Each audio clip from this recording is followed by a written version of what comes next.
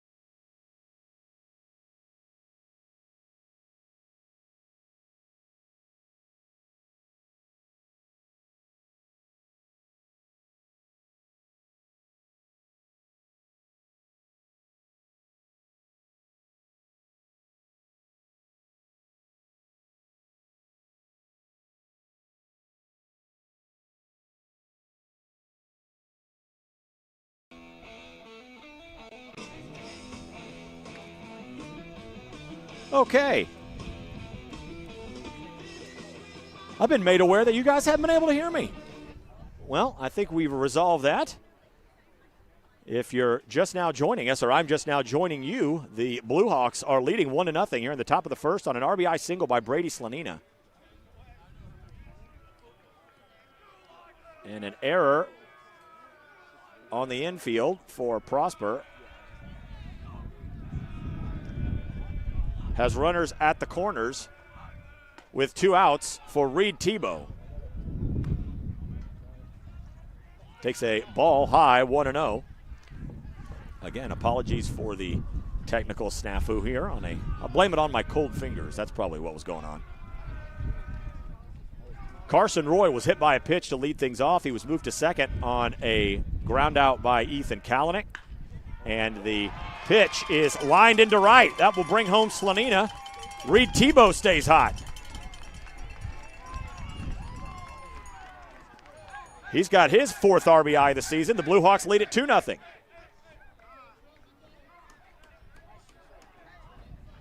Great at-bats by the Blue Hawks here in the first. McDaniel advances to second. So a couple of 2-out RBI hits for the Blue Hawks have given them a 2-0 lead, and we will have a courtesy runner over at first, although we can't see numbers, no numbers on the front of those gray jerseys. Again, for those of you just joining us, it is 2-0 Rock Hill here on the top of the first. Blue Hawks striking for a couple against Dylan Struve. The pitch is a called strike. It is 0-1. Trevor Stum trying to stake himself to a wider lead. He's already up 2-0, 1-1. That is topped on the left side. Quinn Kelly has it. We'll wait a moment and fire across the diamond. His throw is true. Bang, bang play. Stum almost legged it out, but the Blue Hawks score a couple runs on a couple of hits. A Prosper error and a broadcast error take us through the first half inning of play. We'll go to the bottom of the first. Rock Hill 2, Prosper coming up. This is Blue Hawk Baseball from Regency Sports.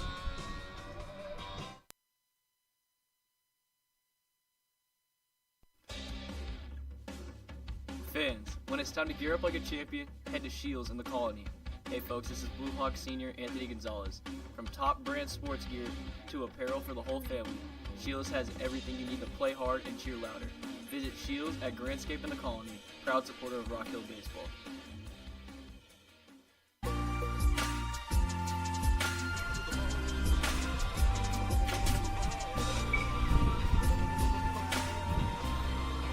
Rock Hill leading 2-0 as we go to the bottom of the first. Brian Sutcliffe here at the Eagles Nest on the campus of Prosper High School.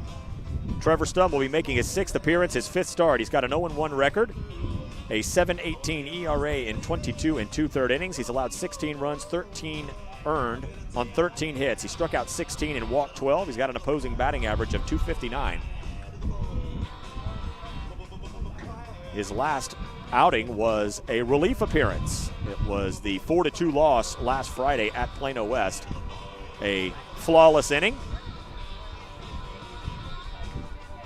as the Blue Hawks were not able to come back late, falling 4-2 to a Plano West team that's now won 4 consecutive ball games to move to 5-2 in district.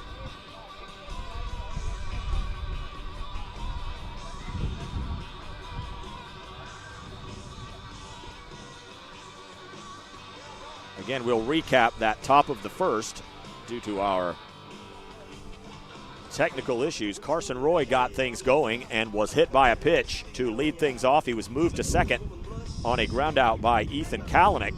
Anthony Gonzalez then lined out to left on a 3-2 pitch. So there were 2 outs with Brady Slonina at the plate. Slonina went the other way, lining a pitch into right center field to bring Carson Roy around from second, and then Reed Tebow followed things up with a base hit to bring home Slonina to make it 2-0.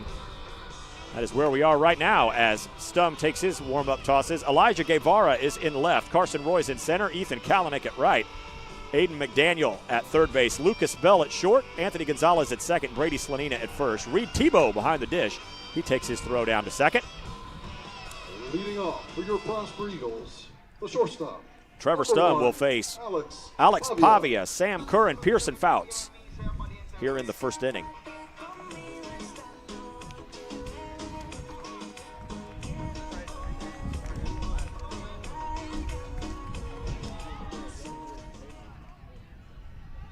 Pavia was 0 for 3 with a run scored. He digs in from the right side in the righty versus righty matchup. Temperature continuing to drop. We're down at 55 degrees. Not quite ready to go yet.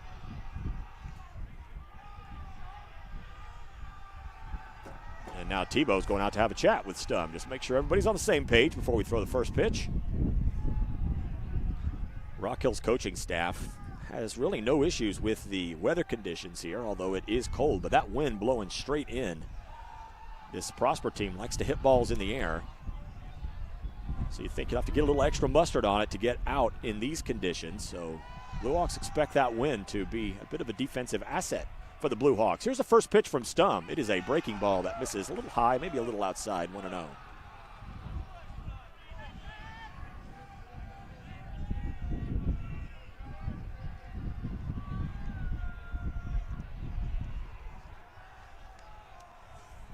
Stum working out of the windup, has that glove down just above his belt. Pavia says, "You're taking too long. Let's ask for time."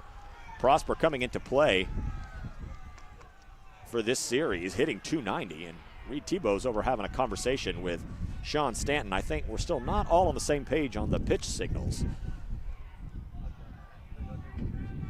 So the coach and backstop will have a conversation. Now the home plate umpire is over having a word as well. Blue Hawks with a couple runs on a couple hits. They left a couple in the first for the fourth consecutive game. They have an early multi-run lead. They had a 4-0 lead here last season. Prosper exploded for 6 in the bottom of the 6th to make a 4-4 tie into a 10-4 win.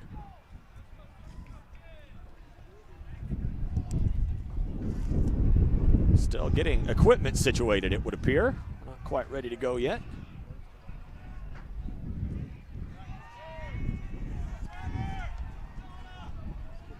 Now we're ready. Stum given permission to rock and fire. The righty will deliver the 1-0. Fastball low and away, 2-0.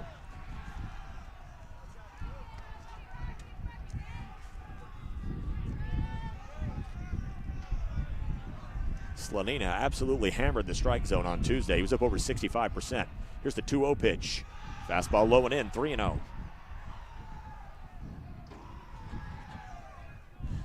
The Prosper dugout fired up here early on, letting Stum hear it. 3 balls, no strikes to the leadoff man. The 3-0 pitch is taken for a called strike, 3-1. Right at the letters.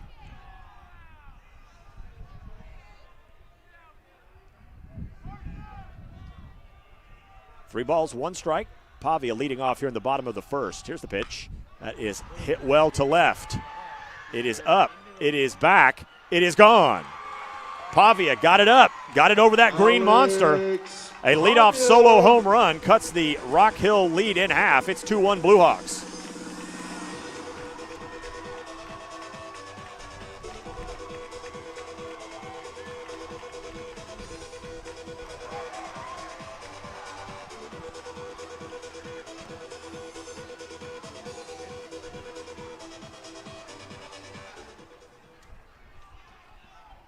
Pavia got all of it.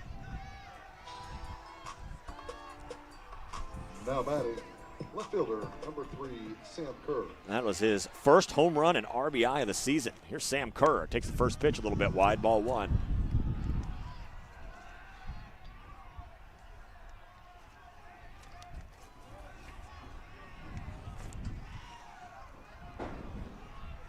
Stum brings the 1-0.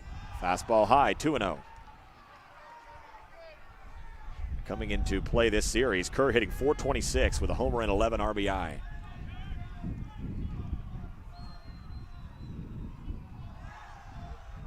The 2-0 pitch. Catches the zone at the knees. 2 balls and 1 strike. Pearson Fouts is on deck.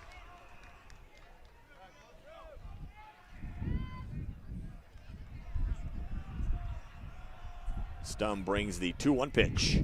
That is hit on the left side, but just foul. Aiden McDaniel gave it a run. 2 balls, 2 strikes.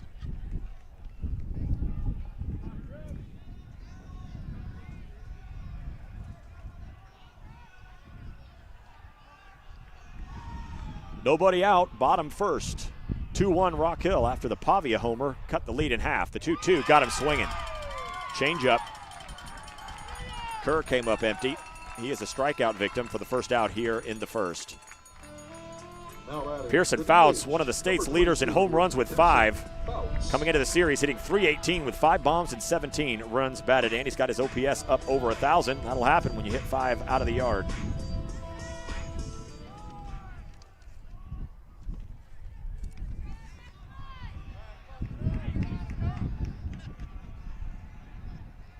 Was held in check on Tuesday. He was 0 for 3. First pitch, very outside, 1-0.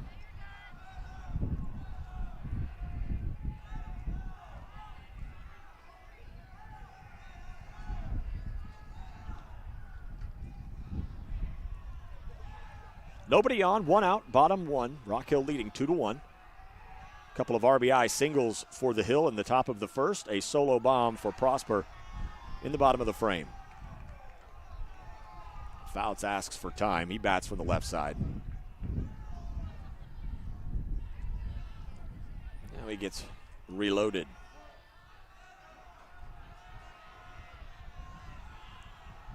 Here's the 1-0 pitch. That is lifted into left center field. Elijah Guevara moves to his left to put it away. It's a big second out.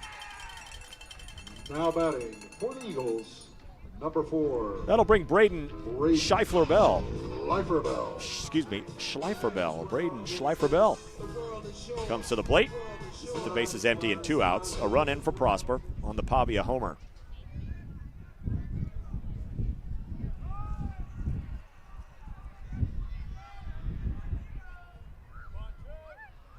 Schleifer-Bell bats from the right side.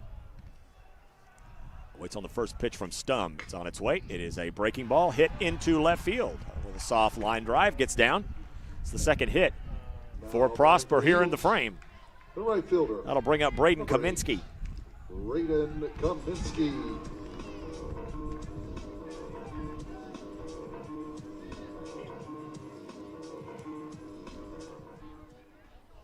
Kaminsky coming into play this series was the team's leader in average at .444.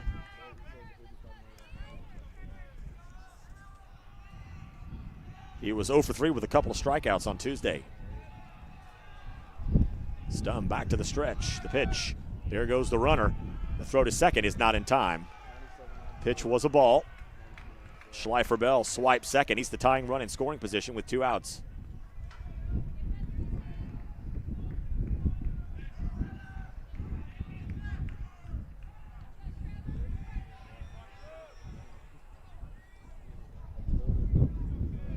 One ball, no strikes, 2 outs.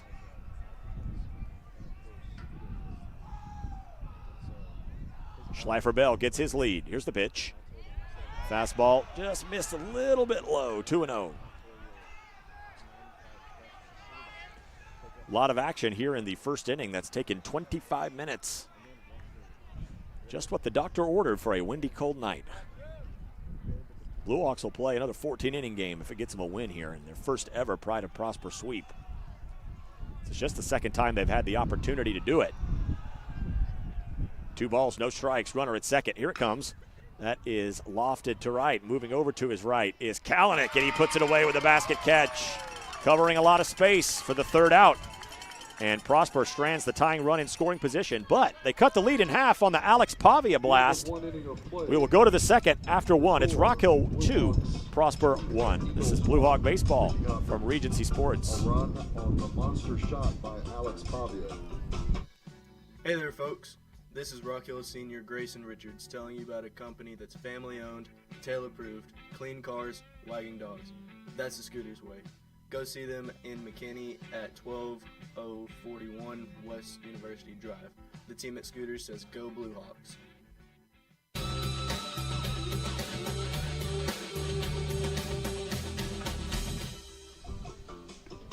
2-1 Rock Hill as we go to the second. Julian Lockhart, Elijah Guevara, and Carson Roy batting against Dylan Struve.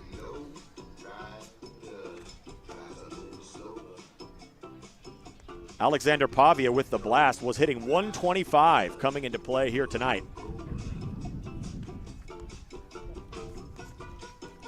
In limited action, this is only about his 8th game of the season. One of the guys returning from last season's state semifinalist team.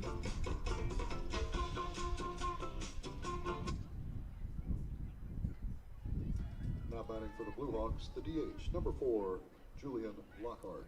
Julian Lockhart will get things going.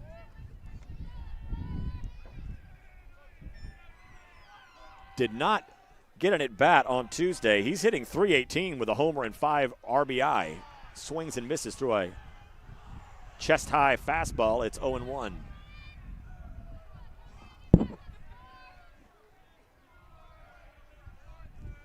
Quickly back to work. Struve on a pitch tailing away from the right-handed hitter. Same result, swing and a miss, 0-2.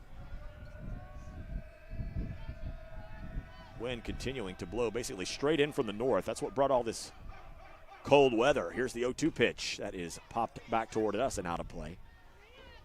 No balls, 2 strikes. Struve at 27 pitches, 19 strikes. 2 of them were base hits. He's been around the strike zone. He's basically been the number 1 for this ball club. He brings the 0-2. Fastball low and away. Lockhart lays off.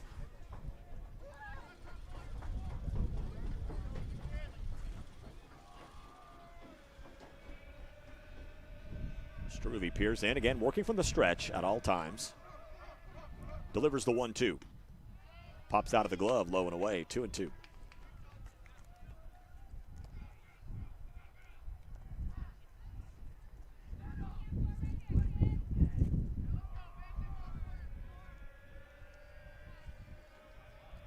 Two-two pitch, got him swinging. Diving out of the zone. Lockhart is Struve's first strikeout victim. There's one out here in the top of the second. Blue Hawks leading 2-1. Elijah Guevara will bat with the bases empty and 1 out. A .222 hitter on the season. He's got 5 RBI to his credit. First pitch from Dylan Struve is on the way. It is a fastball low and away, ball 1.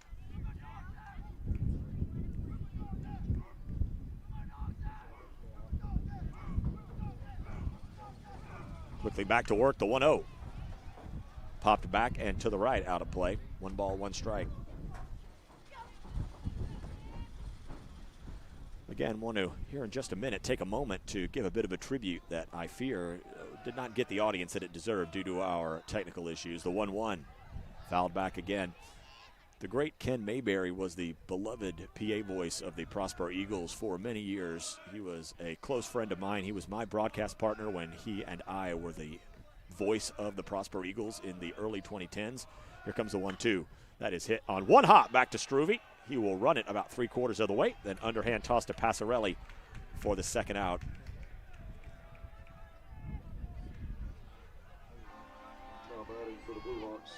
Ken Mayberry was a cultural icon around this Prosper baseball program, coming over with Rick Carpenter when Carp came over there in the early 2010s. And everyone around this program had so much respect for Ken. He loved his Prosper Eagle baseball team. We lost Ken on October 31st. As Carson Roy takes a strike, 0-1. So definitely heavy hearts here in the broadcast booth, as it's now the Ken Mayberry press box here at the Eagles Nest. The 0-1. Roy was fooled, couldn't check his swing, and he is down in the count at 0-2 as Struve means business here in the second. A lot of heavy hearts around the program, including my own. We miss you, Ken. We love you. No balls, 2 strikes, 2 outs. Here it comes to Roy, and that is smoke to center. It will get down for a 2-out hit. Roy has reached in both plate appearances.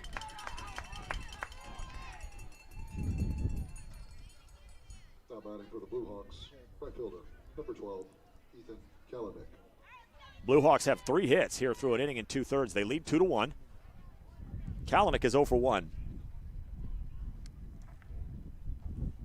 Grounded out right back to Struve. Might have been a double play ball if the ball hadn't popped out of his mitt.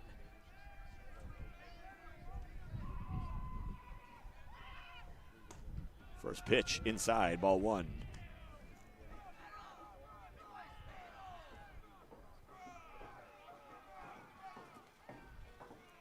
Roy over at first, 2 outs, 1 ball, no strike. There's a throw. Roy got a ton of attention over at first base when he led off the first. Reaching. Struve paying close attention to him once again, but he comes to the set. 1 ball, no strikes. The pitch.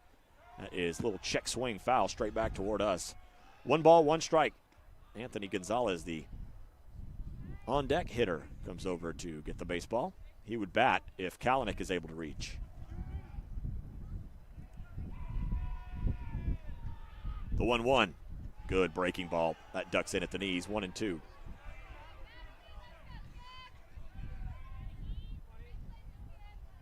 Prosper will have the 6, 7, 8 hitters up to face Trevor Stum. In the bottom of the second, 1 ball, 2 strikes, 2 outs. Carson Roy at first. Time granted at the plate.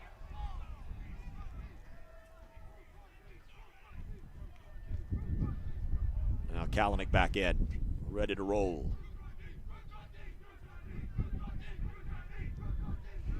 The 1-2 pitch popped up, middle of the infield. Fielders converge. It'll be Passarelli calling off the catcher and pitcher to put away. So Blue Hawks can't do anything with the 2-out Carson Roy single. We will go to the second. Still 2-1 Rock Hill. This is Blue Hawk Baseball from Regency Sports. Blue Hawks pick up a hit. No runs. I'm Rock Hill senior Brady Slanina. Baseball season is in full swing. Why not renew your home for the spring with custom shelving from Urban Farmhouse Group? Their products can be found by searching Urban Farmhouse Group on Etsy.com. The Blue Hawks want to thank Urban Farmhouse Group for their support of the Rock Hill baseball broadcast.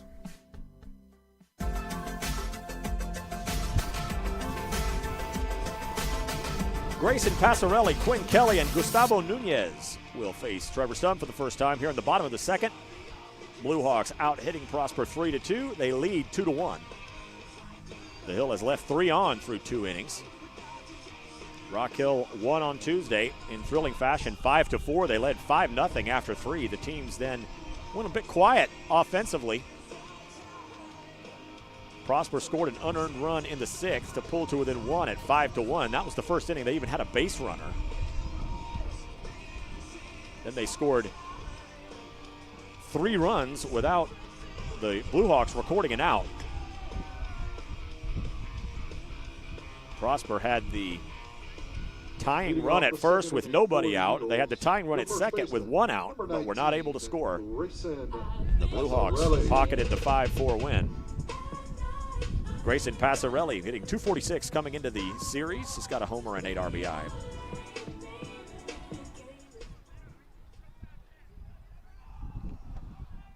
Blue Hawks trying to get back to 500 in district play. Prosper trying to avoid falling to 500. The first pitch is a fastball low, ball 1.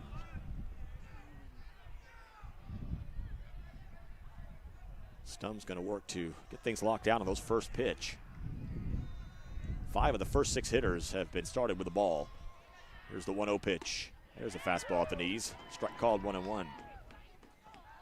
When you have this 9-team league, it means you will have weeks where you've got to play 3 district games in a week, and it means you got to go 3 deep in terms of rotation.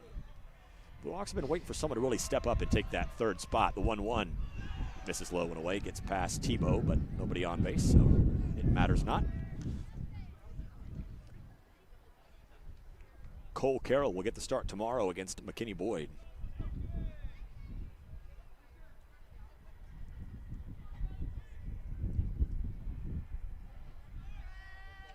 Two balls, 1 strike to the leadoff man, Passarelli. The pitch popped up, high pop, middle of the infield. Anthony Gonzalez coming on strong. He's called off by Brady Slanina. Pop out is the first out here of the second. For the Eagles, 3rd baseman, number 12, Quinn Kelly.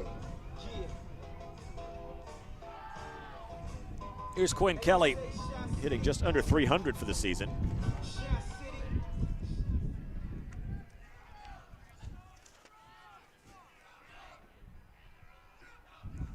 First pitch. Catches the bottom part of the zone. Strike one. Kelly didn't love the call.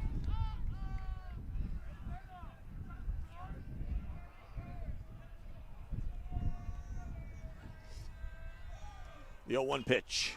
Fouled back. It is no balls and 2 strikes. Bases empty, 1 out, bottom 2. Rock Hill leads Prosper 2-1.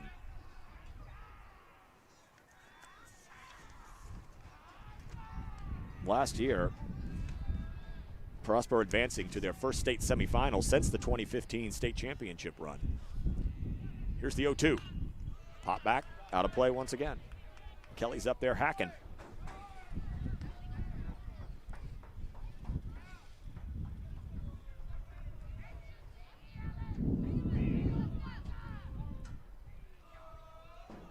Stum peers in, brings the glove up, drops it, brings the 0-2. That is lifted high fly ball center field. Carson Roy's got it tracked down. Doesn't have to move much to get it. 2 up, 2 down here in the Prosper second. Now batting for the Eagles, your catcher, number 10, Gustavo Nunez. Here's Gustavo Nunez.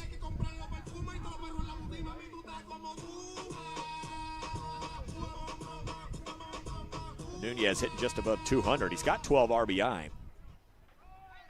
Bats from the left side. Bases empty, 2 outs. First pitch. Fastball, middle, strike one.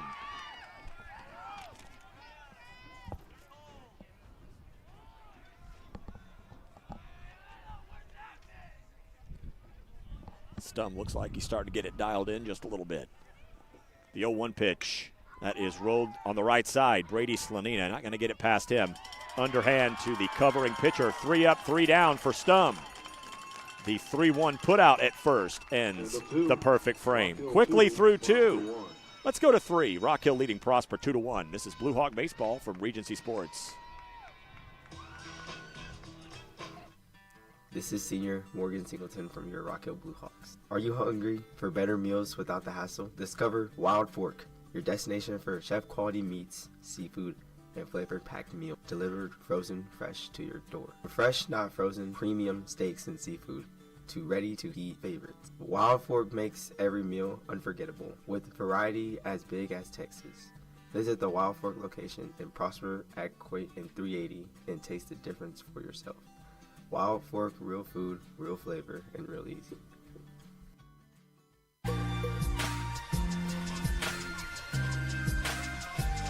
Hoping this broadcast doesn't get flagged by YouTube for copyright content, as there's loud PA music with plenty of copyrighted content coming through the broadcast, which is better than we had for the first, 10 minutes of the broadcast when nothing was coming through. Again, apologies for the early technical snafu.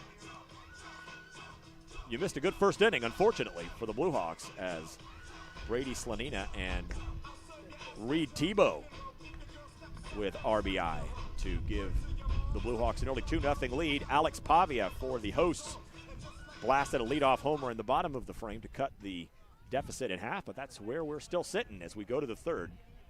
Rock Hill leading Prosper 2-1.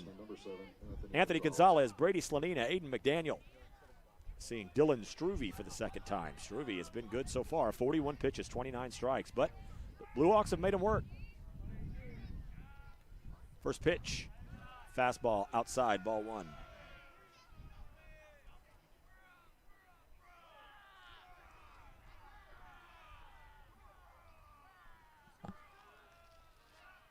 A 1 pitch.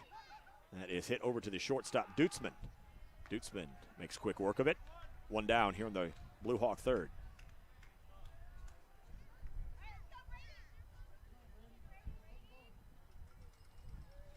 Brady Slanina is 1 for 1 with an RBI single. He is the program's all-time leader in RBI. Getting close to tying Brett Foss for the program's all-time record in doubles. Now with 19 RBI on the season. Averaging over an RBI per game. Here's the first pitch. That is hit well to right center field. Slonina gives it a ride. Back is Braden Kaminsky, but he will haul it in just in front of the wall. Brady gave it a ride. There's 2 outs.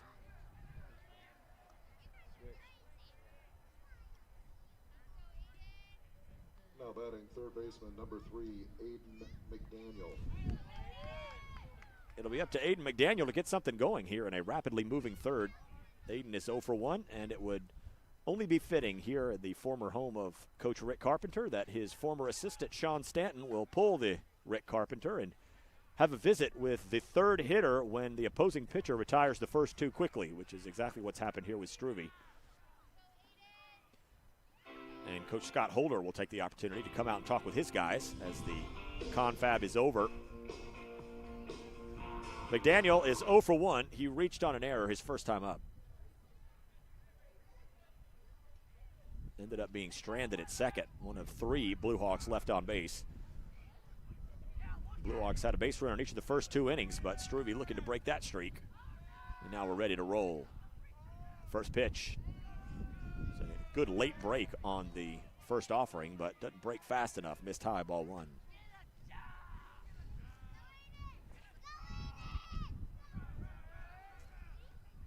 One-0 pitch. Misses low, 2-0.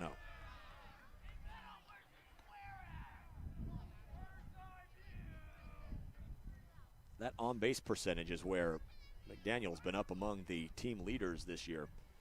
The 2-1 takes a strike. 2 balls and 1 strike.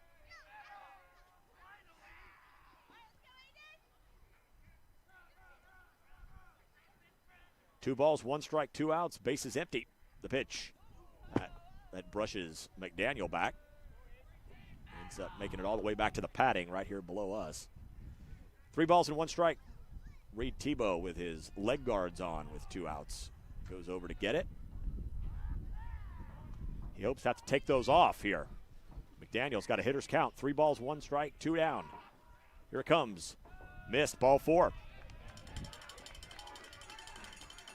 Tebow will have to take those leg guards off. Number 14, Reed Tebow. Tebow's 1 for 1 with an RBI single. He's got to get undressed. Caleb Amper comes out to help him with his gear.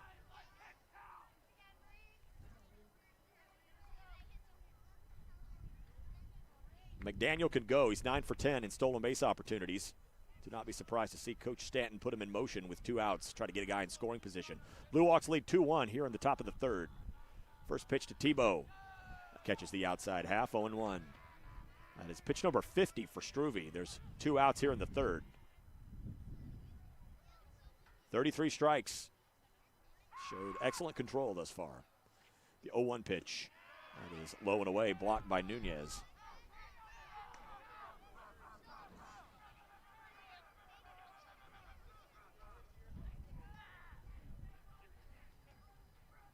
Struve shakes off the first sign. Doesn't like the second. Now he'll go with the third. 1 ball, 1 strike. The pitch to Tebow. This is low and away, 2-1. Trevor Stum in the on-deck circle.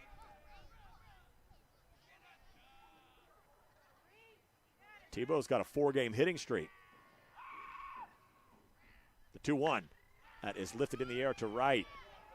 Kaminsky giving it a look. Kaminsky not going to get it. 1 hops the wall. McDaniel ends up at third. Tebow stays red hot. His second double of the year has given the Blue Hawks runners at second and third with 2 outs for Trevor Stum. That ball just kept carrying away from the right fielder. Now batting the pitcher, number 8, Trevor Stum. RBI opportunity for Stum. 0 for 1 with a ground out. Looking for his first district runs batted in of the season. McDaniel at third. Courtesy runner, we can't see right now, out at second. The first pitch. Fastball high, ball 1.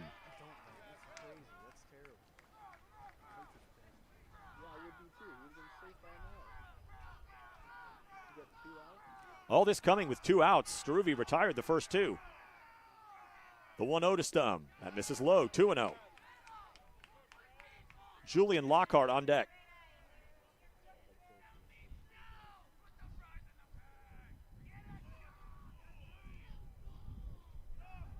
Runners away from second and third. The 2-0 pitch. Low, 3-0.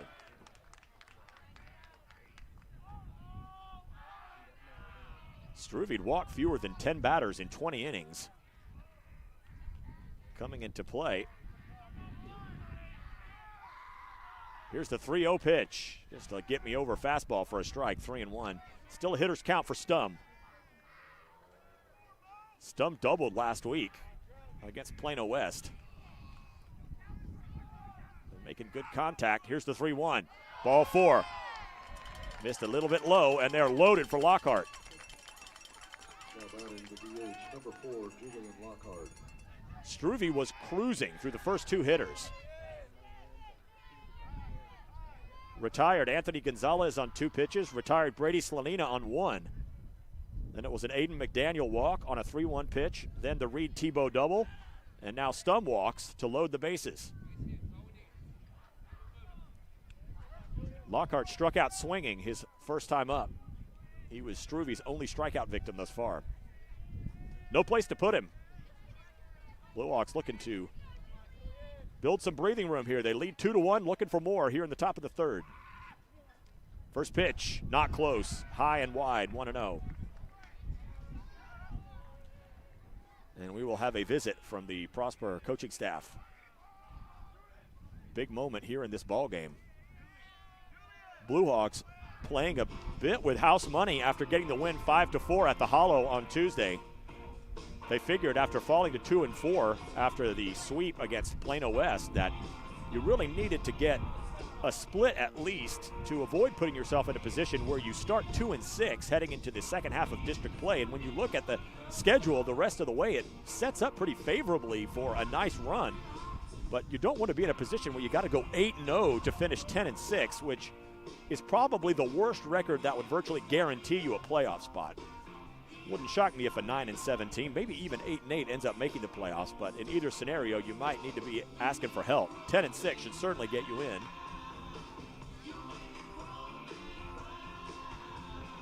Blue Hawks hoping to get a win here for their first ever Pride of Prosper Series sweep, get back to 4-4, and then stack up some wins in the back half of district to, maybe contend for a top of the district spot.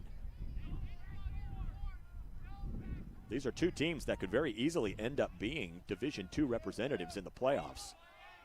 Allen looks like a lock to make the postseason, and Plano's got some good teams this year. Those 2 teams would easily be the Division I representatives. 1 ball, no strikes. Discussion over. Here it comes to Lockhart. Missed high with the fastball, 2-0. Struve at 60 pitches. That ball to strike ratio starting to get a little bit closer. McDaniel at third, and then courtesy runners at second and first. We can't see their numbers. The 2-0 pitch. I think strike called. I think Lockhart was taken until Struve found the strike zone. He finds it to make it 2-1. Big opportunity for the Blue Hawks here in the third. They lead 2-1. The bases are loaded with 2 down. 2 balls, 1 strike to Julian Lockhart. Here it comes. Missed, low, ball 3. 3 balls and 1 strike. Elijah Guevara on deck. 2 outs, runners away from every base. Struve looks in. Here comes the 3-1 pitch. That is stroked to left, but right at the left fielder, Sam Kerr, and the Blue Hawks leave him loaded. A hit, 3 left. Pick up a hit. We will go to the bottom of the third. A big missed opportunity. Prosper will come to the plate looking to see if they can capitalize. Blue Hawks leading 2-1. This is Rock Hill Baseball from Regency Sports. I'm Blue Hawk senior Braxton Clyde, telling you to step up to the plate, go big, or go home with my family company, Bullnose Masonry. At Bullnose Masonry, we build brick, block, stucco, and stone. From schools to hospitals standing tall, Bullnose Masonry builds it all. Bullnose Masonry is a proud supporter of Rock Hill Baseball.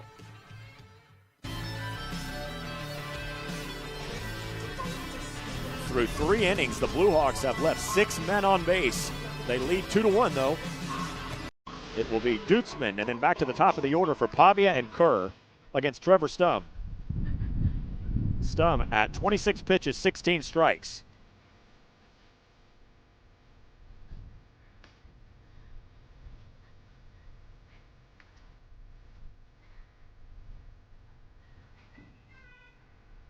Brian Sutcliffe here rolling solo.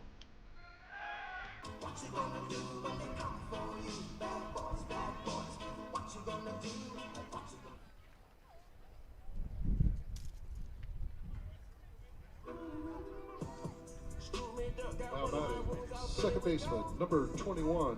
Weston Dutzman will get things going.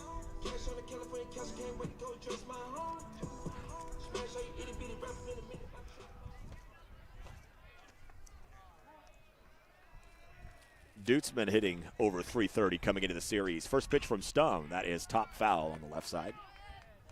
0-1.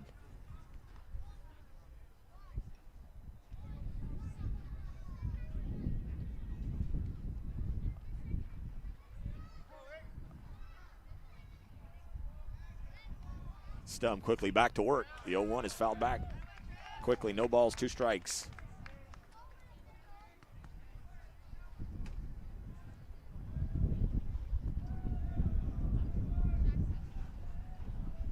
Blue Hawks leading it 2-1 here in the bottom of the third.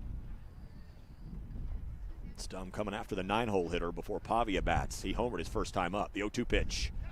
Just missed a little outside. Dutzman laid off of it.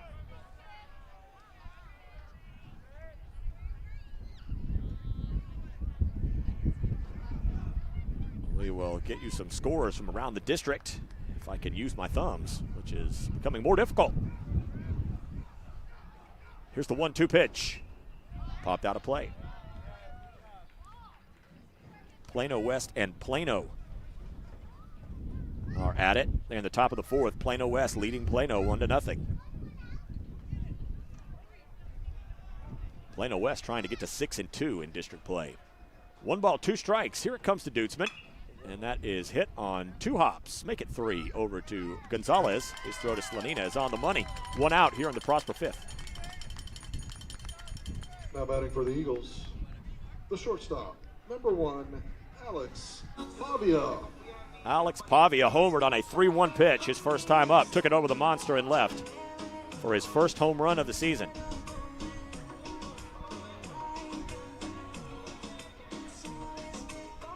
So Plano West leading Plano 1-0.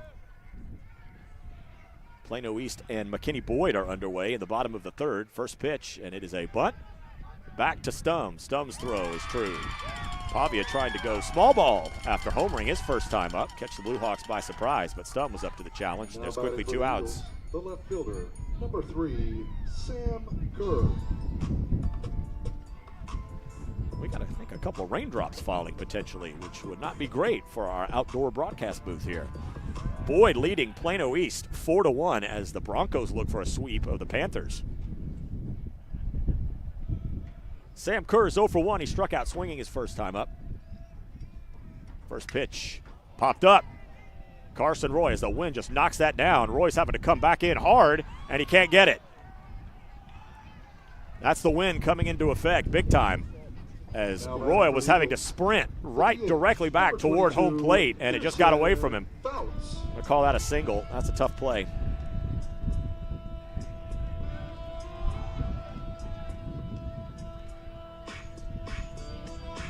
So Pearson Fouts will bat as the go-ahead run with 2 outs, runner at first. Flied out to left his first time up. Blue Hawks leading 2-1 here in the bottom of the third. Runner at first and 2 outs.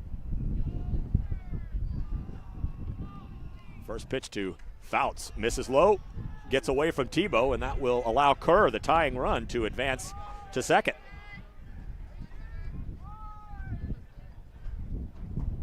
Call that a wild pitch. So Fouts now with an RBI opportunity.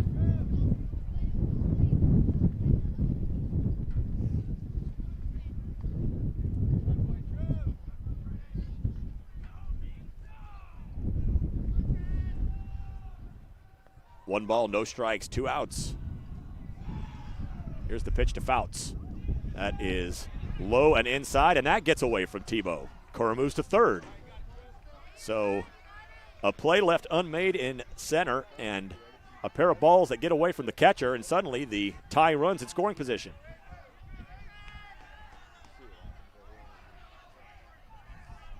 The Blue Hawks had a 2-out rally come from absolutely nothing in the top of the third. They ended up stranding the bases loaded, and now Prosper, after doing nothing with their first 2 men at the plate, had the tying run at third. 2 outs, 2 balls, no strikes. Here's the pitch. Swing and a miss. Got the fastball by.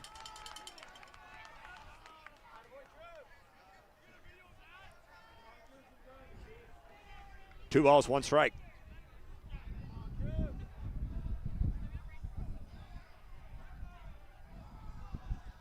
Stum working from the stretch.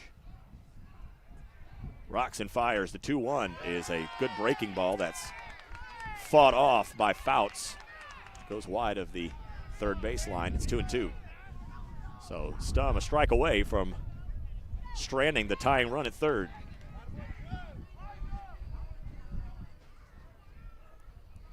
Two balls, 2 strikes, 2 outs, runner at third.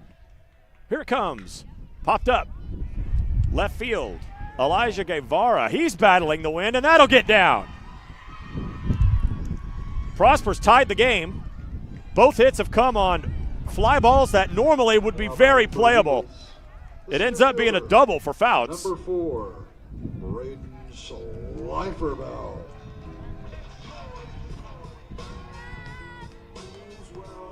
The wind is just ridiculous tonight. Again, it's gusting to 30-some miles an hour.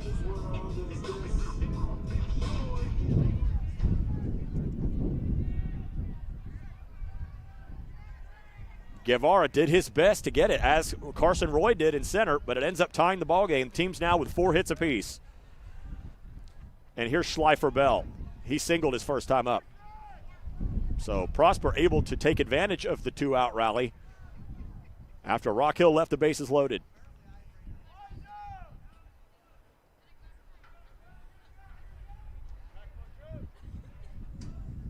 Fouts, the go-ahead run now at second. 2 down. First pitch, misses inside.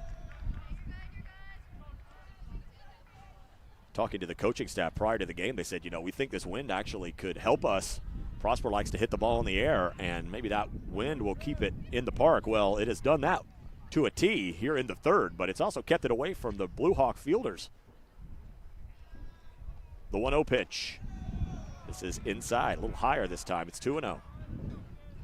Blue Hawks allowed the 9-1-2 hitters up in the fourth. Again, the temperature says 55 degrees, but it feels like it's probably more like in the low 40s with that wind. 2 balls, no strikes. Schleifer-Bell waits. Here it comes. Popped up. This is going to be another tough play. Would normally be very easily playable, but it is wreaking havoc. But it doesn't get away from Brady Slanina. That will retire the side, but it's a run on a couple hits and a man left. We go to the fourth. We're tied at 2. This is Blue Hawk baseball from Regency Sports.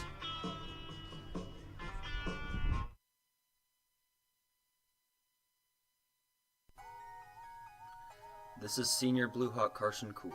First Graphic Services is a Prosper ISD family-owned sign and graphics company that has been providing graphic solutions for over 30 years to the North Texas area. They specialize in signs for home builders, developers, political candidates, school districts, realtors, as well as many other local businesses. Check them out on social media or hit them up on their website at www.firstgraphicservices.com.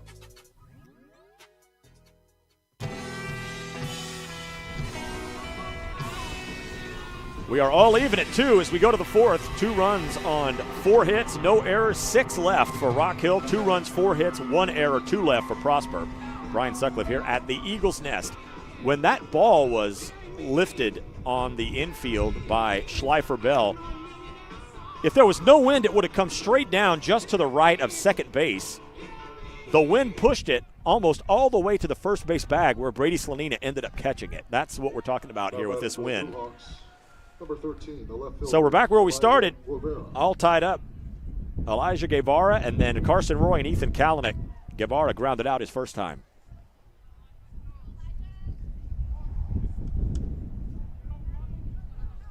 First pitch from Struve is top foul on the left side, 0-1.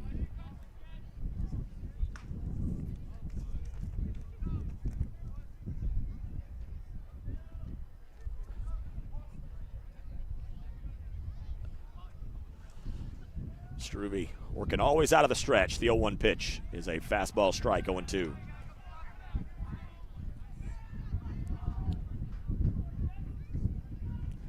Blue Hawks looking for their first district home run. They've got 6 as a team this year. They all came in tournament play. Here's the 0-2 pitch. That is lined foul down the right field line.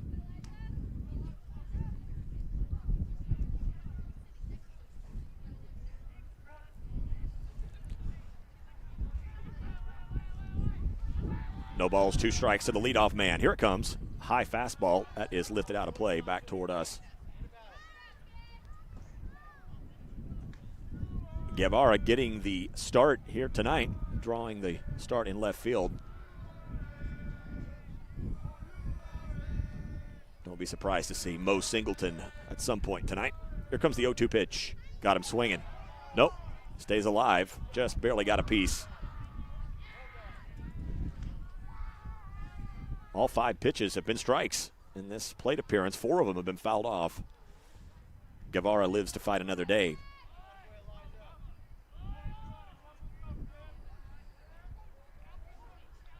We'll try the 0-2 again. Here it comes. Got him looking.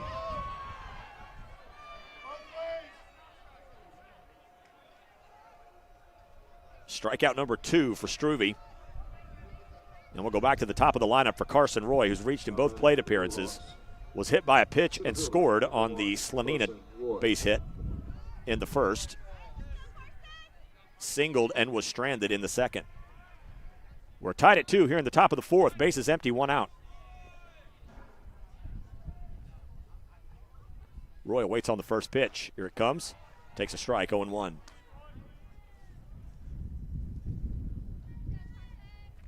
Roy is among the team's leaders in basically every offensive category. In most of them, he is the leader. The 0-1 pitch. Strike called, 0-2. A .453 average, 3 home runs, 16 RBI. He's got an OPS, that's on base plus slugging, which is basically a metric that tells you how frequently do you get on by hitting the ball hard. An OPS of 1,400 is ridiculous. Anything over 1,000 is great. The 0-2, that is lined down the right field line, but it will push foul. Struve is hammering the zone here in this frame. He has yet to throw a ball.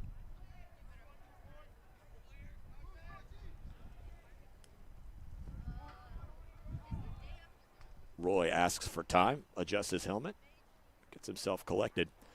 We expect it to be a little warmer tomorrow when we get going with the broadcast at 12:50. That's when we'll have the Blue Hawk Baseball pregame show prior to Game 1 of the McKinney-Boyd series. The 0-2 is a breaking ball that's just wasted. Roy does not offer. 1 ball, 2 strikes.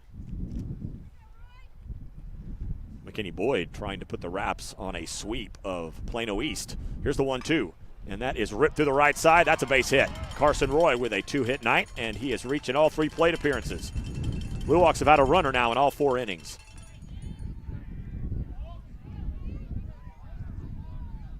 Not trying to do too much with it. Ball on the outside part of the plate. Roy just goes out there, gets it, punches it into right field. Ethan Kalanick is 0 for 2 with a ground out and a flyout. Blue Hawks now with 5 hits. They've left 6 men on base.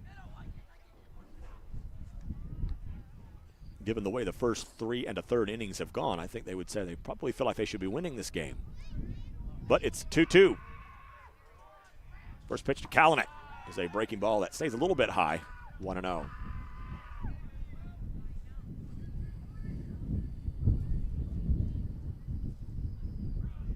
Kalanick takes the laminated signal card out of his back pocket and make sure he understands the instructions being signaled in from the coaching staff. 1 ball, no strikes, 1 out, runner at first. Carson Roy's done a lot of diving back in on his tummy in this ball game. He's been in on base all 3 times he's been to the plate. He's got a 2-hit night. Kalanick waits on the 1-0. Here it comes, there goes Roy. Hit and run is on. It's a swing and a miss. Roy is into second with a stolen base.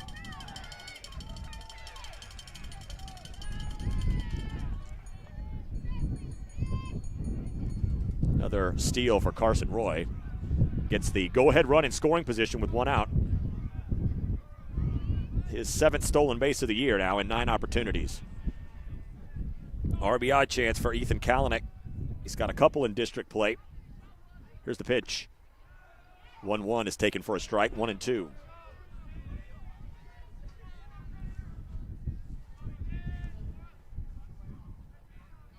One ball, 2 strikes, 1 out. Carson Roy at second here in the top of the 4th. Rock Hill and Prosper tied at 2. Spin and faking the throw was Struve. Carson Roy just jaunts back to second. Hard to believe this is the final game of the first half of district play. Feels like we were just getting it going. Of course, it feels like that 14-inning Allen game just ended a few hours ago. Here's the 1-2. That's topped on the left side. Moving to third, and the ball is bobbled by Pavia. Everybody's safe. That was going to be a tough play. We're going to call that an error. I think Pavia would have had a play. We'll see what ends up being recorded in the official stats, but it doesn't matter. It may as well be a single. We'll call it an E6 for now. Carson Roy was heading to third base anyway. He was going to be there safely. So it's runners at the corners now and 1 out. Rock Hill trying to get the lead back. We're tied here at 2 in the 4th. Anthony Gonzalez is due. He hasn't had many back-to-back plate appearances without reaching base here through district. He is 0 for his first 2. He's got Carson Roy at third, Ethan Kalanick at first. Kalanick can fly. I'd be stunned if he's standing over at first much longer. Blue Hawks trying to get that run back. First pitch, and that is hit to left. Sam Kerr will watch it. Hit the base of the wall. That's a little more like it for the Ant-Man. Coming home to score is Carson Roy. The Blue Hawks lead at 3-2 on an RBI double for Anthony Gonzalez.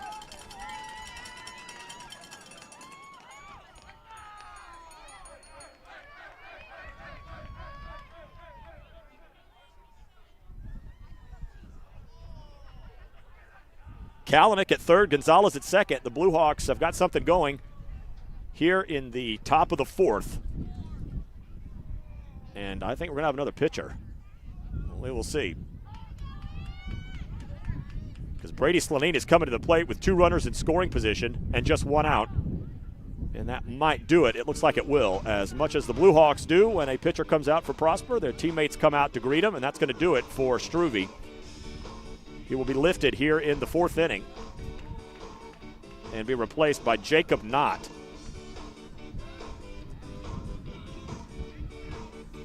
Rock Hill has regained the lead here in the 4th, 3-2 on an RBI double for Anthony Gonzalez.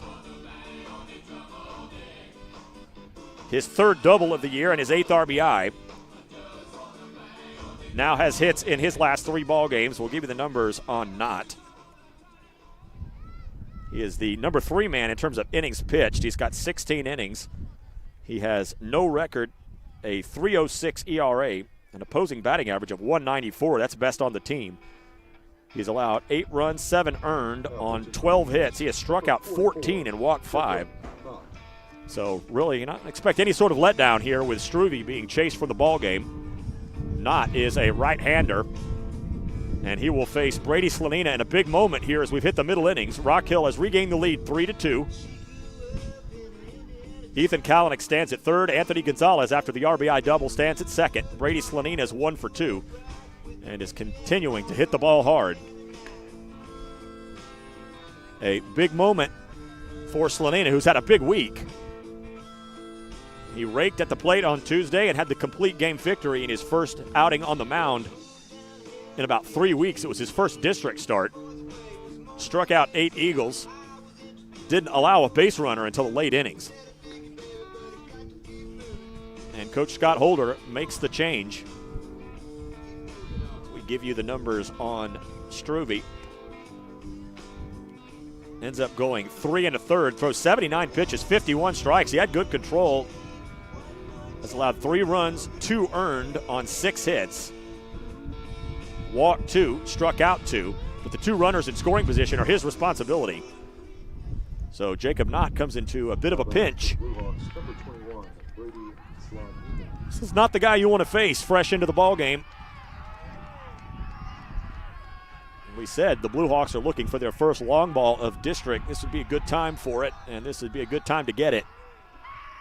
A good guy to make the call. The first pitch is a breaking ball low, 1-0. I don't know if it counts as the call if you don't have a broadcast partner because, who would hear it? But you've all heard me at home. We've put in the call here for Brady Slonina. The infield's come in all the way around. Time is called. Kelly at third, Pavia at short, Dutzman at second, Passarelli at first. Blue Hawks with a run in and looking to do some more damage. They lead 3-2. Kalanick at third, Gonzalez at second for Brady Slonina. Here's the 1-0. That's a good breaking ball. That catches the inside edge. 1-1.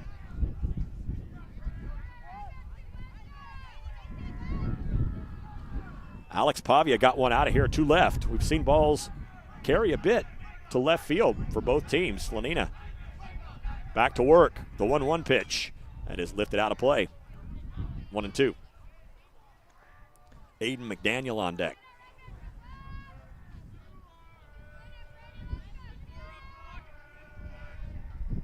Kalanick at third, Gonzalez at second. Gonzalez RBI double is giving the Blue Hawks a 3-2 lead. Here comes the 1-2 pitch.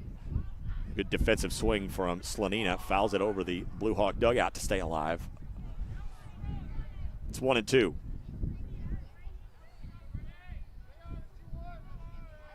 Blue Hawks are out hitting Prosper 6-4. The Blue Hawks have left 6 men on base. They've got 2 more in scoring position. They've had base runners all week. Jacob Knott brings the 1-2. That is lifted in the air to right.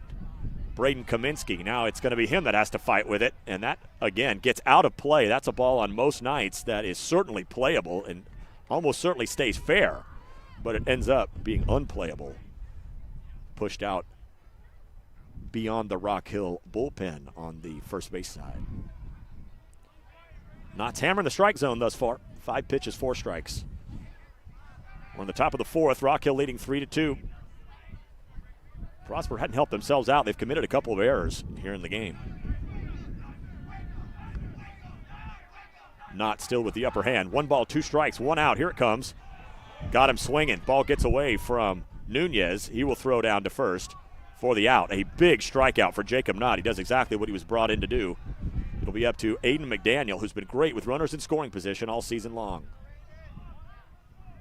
For the Blue Hawks, third baseman, number 3, Aiden McDaniel. That's just Slonina's 6th strikeout at the plate this year in his 18th appearance. He is a tough out, but Knott comes up big. Here's Aiden McDaniel. He's 0 for 1. First pitch. Breaking ball low, 1-0. Nunez does a nice job keeping it in front of him. Kalanick's got great speed. Speed to burn behind him, and Anthony Gonzalez as well. The Blue Hawks have regained the lead. They'll take what they've got thus far, but runners at second and third. Got some meat left on the bone. Here's the 1-0. Fastball at the knees, 1-1.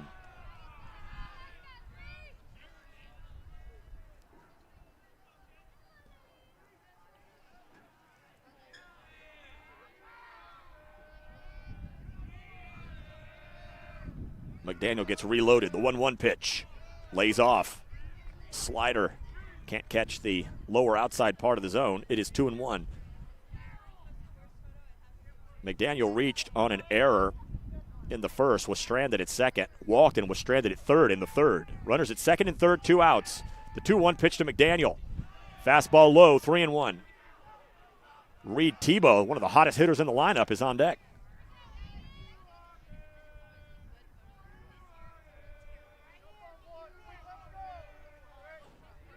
Hitters count for Aiden. 3 balls, 1 strike. Runners get their lead from second and third. The pitch. Strike called, 3-2.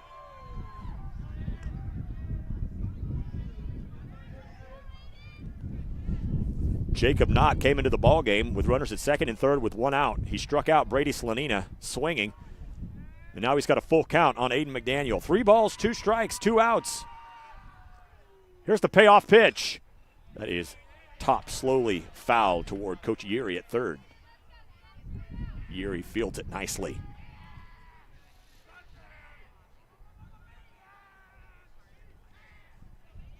Prosper bats have been working these Prosper pitchers up in the pitch count all night.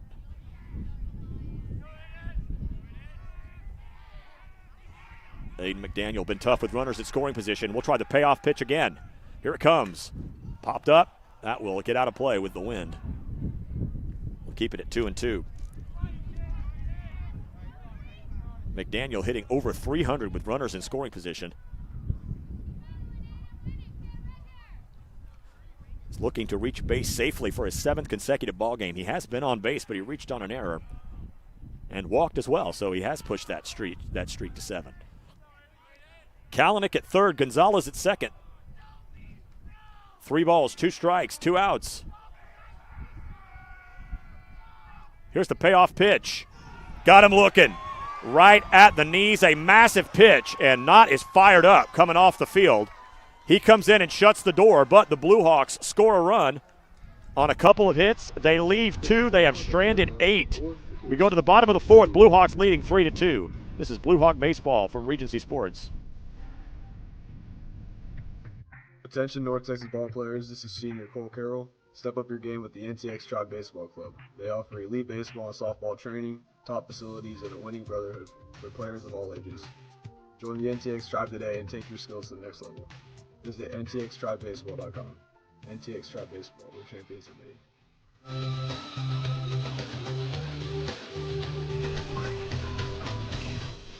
Starting to get some raindrops falling here at Prosper. Looks like maybe just a very small little spot moving over us. I don't like it's going to be very hard or very long. Trevor Stum goes to the mound. He's got the lead again. It's 3-2 in the bottom of the 4th. Rock Hill has left 8 men on base. They have had opportunities to have a healthy lead at this point, but it is the narrowest of advantages as we go to the bottom of the 4th. Kamensky, Passarelli, and Kelly facing Stum, who is at 41 pitches. He's been economical.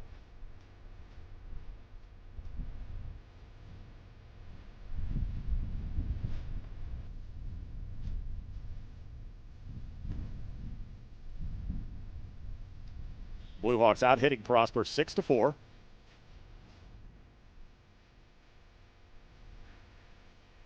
It's been balls hit in the air that have hurt the Blue Hawks. The Alex Pavia solo homer in the first cut a 2-0 Blue Hawk lead to 2-1. And then in the last inning, it was balls that normally would be routine plays that this 20 to 30 mile an hour wind was carrying away from Blue Hawk outfielders. Normal easy outs turned into singles and doubles and brought home Prosper Eagles. Braden Kaminsky is 0 for 1 with a flyout.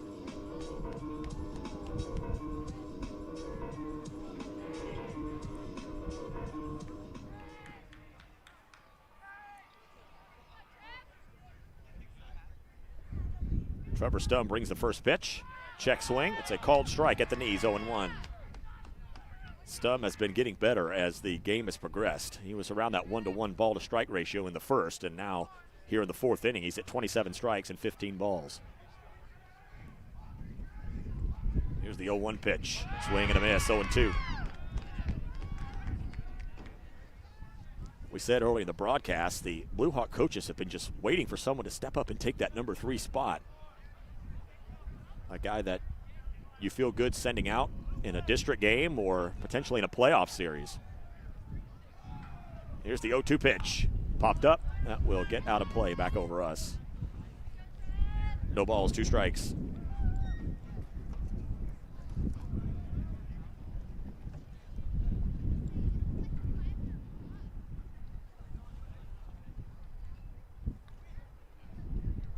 Stum's got a new ball. He is ready to roll. Here comes the 0-2 pitch. Fastball a little low, 1-2.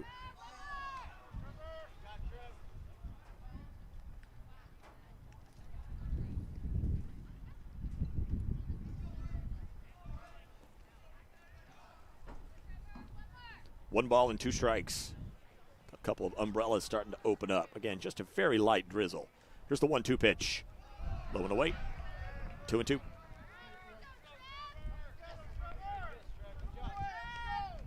Stum sat down the Eagles in order in the second. Prosper had base runners in the first and third. Scored one in the first and one in the third. 3-2 Rock Hill. Here's the 1-2 pitch. Little low. Kaminsky does not offer at the breaking stuff, and the count goes full.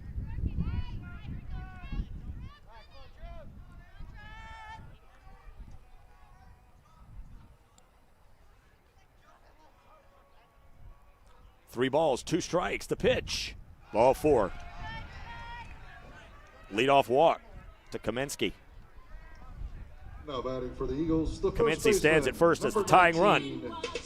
Grayson Passarelli. Rock Hill leading at 3-2. Passarelli 0 for 1. He flied out his first time.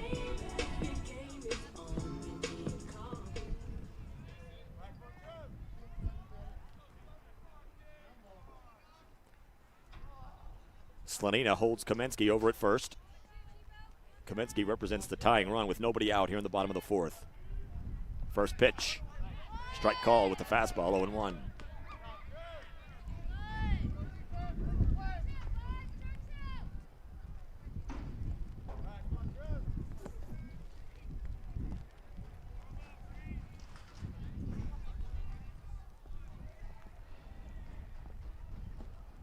No balls, one strike, the pitch.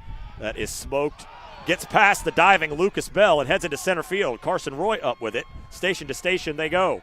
Ball was struck hard. Looked like Bell was going to have a shot at it. Just got over his glove. Now batting for the Eagles, the third baseman, number 12, Quinn Kelly.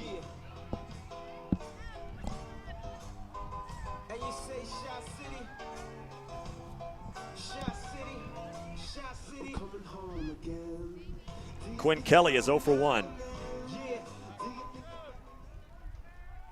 As we do a little scrambling here to try to keep some of our equipment from getting too wet. Runners at first and second, nobody out. Kelly squares to bunt. Bunt he does. Bunts down the third base line. Would have been a tough play, but it rolls foul.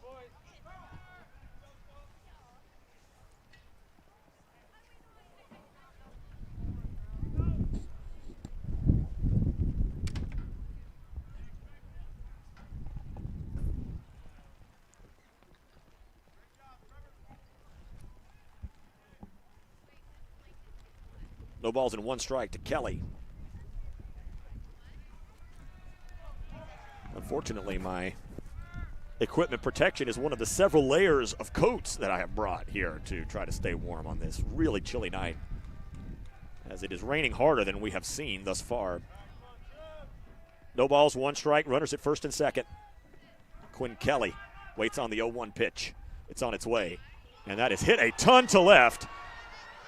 That is almost got out of here. The wind knocked it down. It still falls in. Elijah Guevara gave it a run. Kaminsky comes around to score. We're tied at 3. Passarelli ends up at third. An RBI double for Quinn Kelly. And we are tied Now once batting again. for the Eagles, the catcher, number 10, Gustavo. That's one that the wind did block down. Nunez. If it didn't windy, that was a no-doubt homer.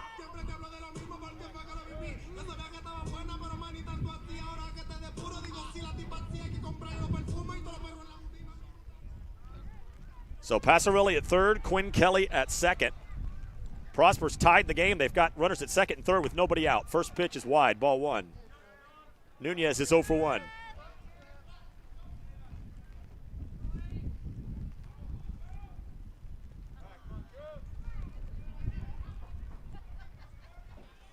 Nunez grounded out to the first baseman his first time up. Here's the 1-0. Strike call right on the outer black. Good pitch from Stum. It's 1-1. Prosper looking to take their first lead of the Pride of Prosper series. Blue Hawks led 5-0 and managed to hold on to win 5-4, as it is now starting to rain harder, and I wonder how long they're going to let them go here. 1 ball, 1 strike. The pitch popped up. This will be quite the adventure, heading toward foul territory, and it will hit the runner at third base. It's a fair ball. That runner should be out. Now, he was on the base, so that might save him, I guess. But it'll end up being a single, as these balls hit in the air have just been an absolute nightmare for the Blue Hawks. And now Coach Stanton will come out to have a word with Trevor Stum. The bases are loaded with nobody out.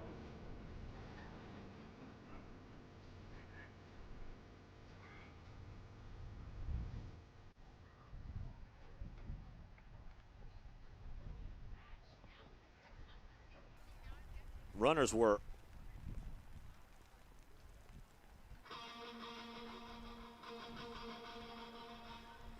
thinking that ball was going to be caught, or at least maybe go foul, so neither advanced.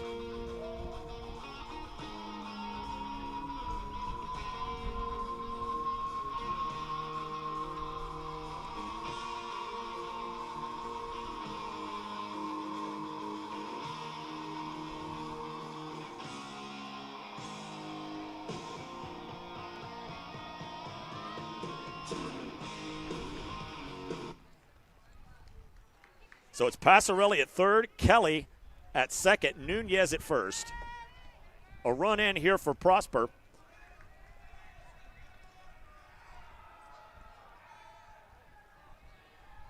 And there's no place to put Dutzman, who is 0 for 1. We are tied at 3, but Prosper with their most significant uprising of the whole week.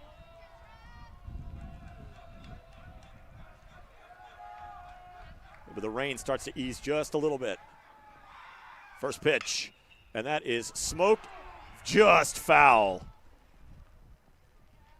McDaniel gave it quite a dive,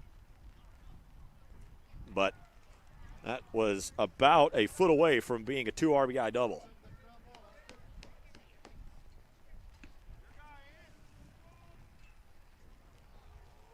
Passarelli at third, Kelly at second, Nunez at first. Might be a runner over there for Nunez. It looks like there is. And the Prosper dugout being asked to keep it down a little bit. Nunez is being run for by A.J. Sanabria. No balls, 1 strike, nobody out. Stum looking to come up big. Here's the pitch. That is lifted to right. Ethan Kalanick puts it away. Tagging is Passarelli. He will come home, and for the first time this week, Prosper has the lead. It's 4-3.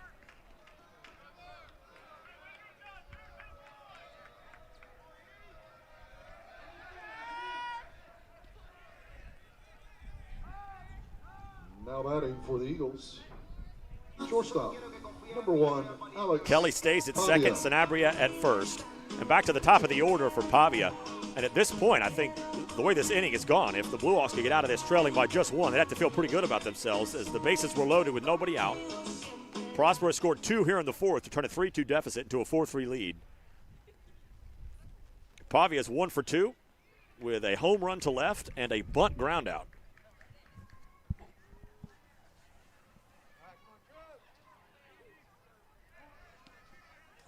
Kelly at second, Sanabria at first.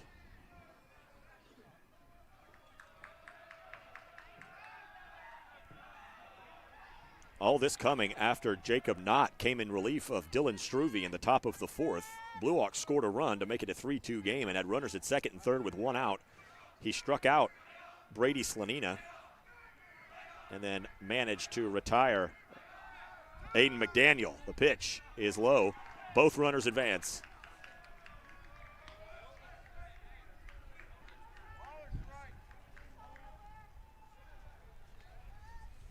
Now Kelly at third, Sanabria at second. Alex Pavia heading the count. 1 ball, no strikes.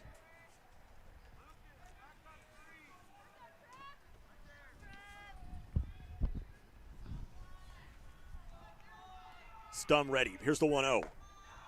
Over the head of Pavia, and Tebow able to keep it in front of him. It's 2-0.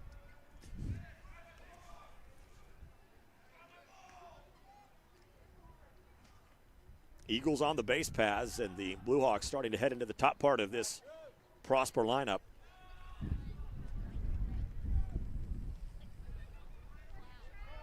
Runners get their leads from second and third. 2 balls, no strikes to Pavia. Here it comes. And that is hit on the left side. It will just go foul.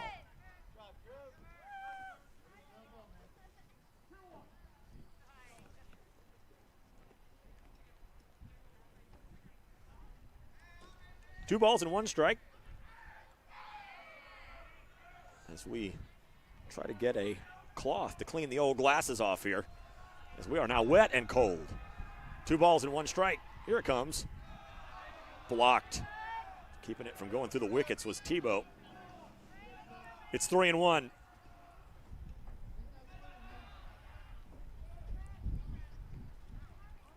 Prosper now out hitting Rock Hill 7-6. The biggest number on the scoreboard right now is the 8 men on base. Rock Hill is left. Prosper is making them pay. Eagles now lead 4-3. 3 balls, 1 strike, 1 out. Here it comes. Ball 4, missed high.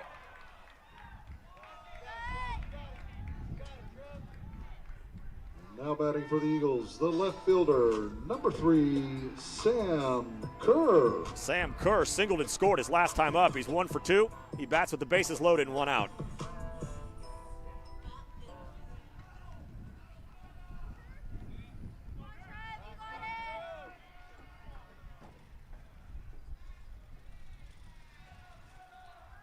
First pitch, fastball popped up, right side of the infield.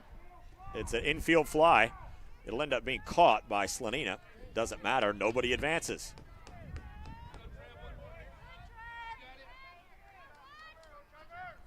Now batting for the Eagles, the DH, number 22, Pearson Fouts. Stum making some big pitches to keep his team in this ballgame. They trail 4-3, but Prosper had the bases loaded with 1 out. It's now bases loaded with 2 outs.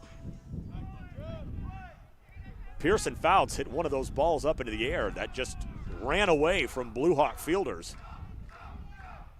It turned into an RBI double. No place to put him. First pitch, swing and a miss. That'd be a good changeup there from Stum. Fouts came up empty. It's 0-1. Quinn Kelly at third, A.J. Sanabria at second, Alexander Pavia at first. Prosper leads 4-3. 2 down. The 0-1 pitch, missed wide. 1-1. If Fouts can reach, Schleifer Bell would bat.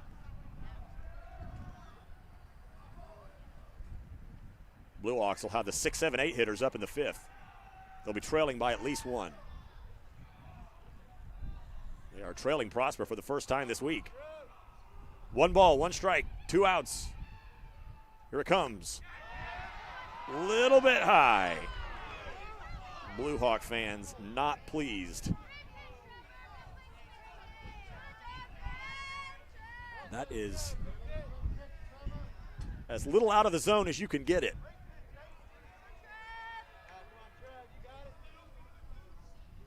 Two balls, 1 strike.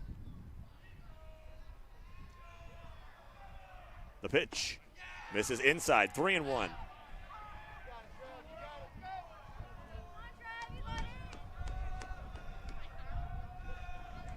Stum's just at 67 pitches. He's pitched well tonight, but run into some trouble here in the 4th.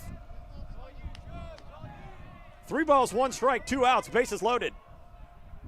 The pitch to Fouts is ball 4. Fouts with his second RBI. Makes it 5-3 Prosper. And Coach Stanton comes out of the bullpen, out of the dugout, excuse me. Now batting for the Eagles, the center fielder, number 4, Braden Schleiferbell. Last season, in the first game of the series here at the Eagles Nest, the Blue Hawks led 4-0 early in the ball game.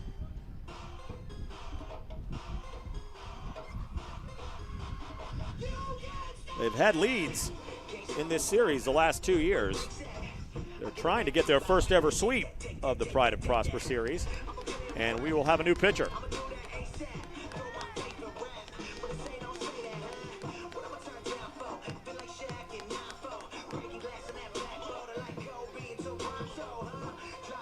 That's going to be Troy Falke coming into the ball game as Stum is lifted here in the 4th. So it's a battle of the bullpens now.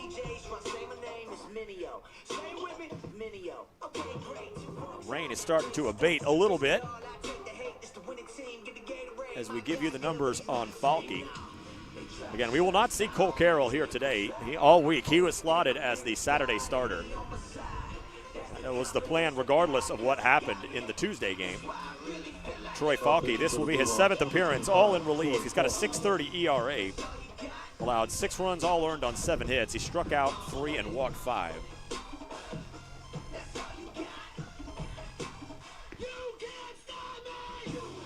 Big righty takes his warm-up tosses, and now in the same way Jacob Knott came into a hornet's nest in the top of the 4th, Knott was able to come in and slam the door. He came in with runners at 2nd and 3rd with 1 out. The Blue Hawks were not able to add more than the 1 run they had already scored off of Dylan Struve. Knott was fired up, and that really gave this Prosper team a jolt of adrenaline that they have carried forward here into the bottom of the 4th. They have scored 3 runs and have the bases loaded with 2 outs. They now lead it 5-3.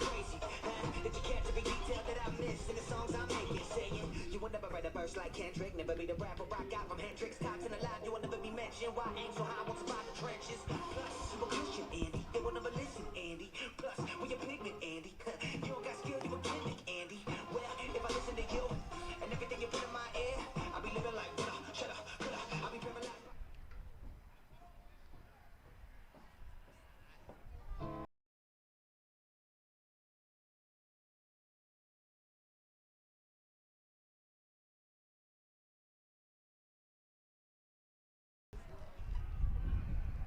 Braden Schleifer-Bell comes to the plate. He'll be the first to face Falke. Schleifer-Bell is 1 for 2. No place to put him. First pitch. Strike call right at the knees, 0-1. Big first pitch from Falke. Blue Hawks very much in the ball game. They trail by only 2, 5-3. This could get away from them very quickly here if Schleifer-Bell is able to come up big. Falke working out of the stretch with the bases loaded. The 0-1. That is top, slowly foul on the left side.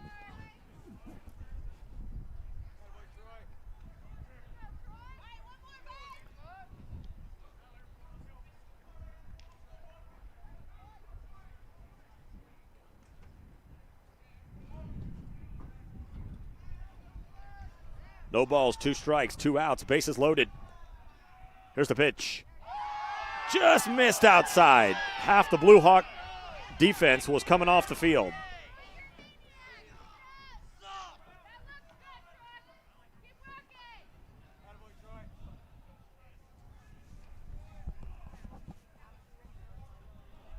One ball, 2 strikes, 2 outs, 3 runs in for Prosper here in the 4th. They lead 5-3. They are loaded. The 1-2 pitch, missed high.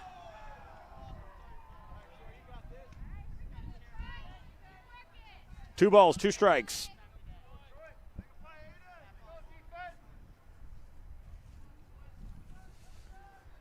Falke has really stepped up to be one of those first guys out of the bullpen type dudes. 2 balls, 2 strikes, 2 outs. Here it comes. That bounces in. It's blocked. 3-2. Blue Hawks have walked a run in to make it 5-3 and in danger of doing so again. 3 balls, 2 strikes. Sanabria at 3rd. Pavia at 2nd. Fouts at 1st. Schleifer-Bell, the cleanup man, up with the bases loaded. 3 balls, 2 strikes, 2 outs. The pitch from Falke. It is fouled off. Braden Kaminsky in the on-deck circle did a good job of fighting that ball off as that was hit right at him. We hope we've seen basically the last of the rain. It did not delay the game at all. It was nothing more than a decently steady sprinkle, and that was only for a few minutes. We'll try the 3-2 pitch again with the bases loaded and 2 outs. Here it comes, ball 4. Missed high, 6-3 Prosper. Sanabria comes home. Pavia moves to 3rd, Fouts to 2nd. Schleifer-Bell over now at 1st. For Braden Kaminsky. Right fielder, number 8, Braden Kaminsky.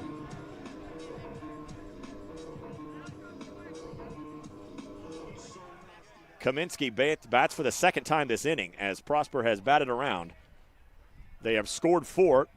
The bases are still loaded. There's 2 outs. Falke's got to come up big here, keep his team in the ballgame as this inning has gotten away from him. First pitch, good breaking ball, strike one.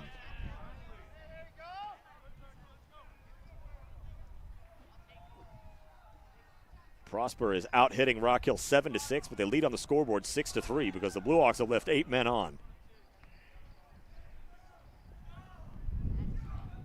No balls, 1 strike, 2 down. The pitch, that is ripped foul.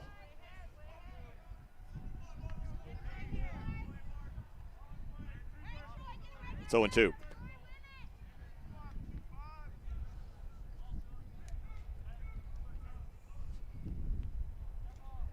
Pavia at third, Fouts at second, Schleifer-Bell at first. Prosper trying to salvage a split in the Pride of Prosper series and avoid falling to 500 in district play. Blue Hawks trying to get back to 500 in league action. No balls, 2 strikes, 2 outs. Troy Falke, the second Blue Hawk pitcher of the game and the inning. Here's the 0-2 pitch, and that is hit foul again.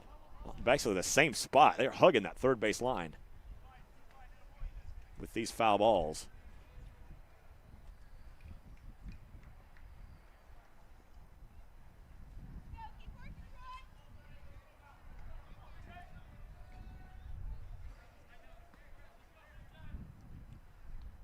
Falke's got a new ball.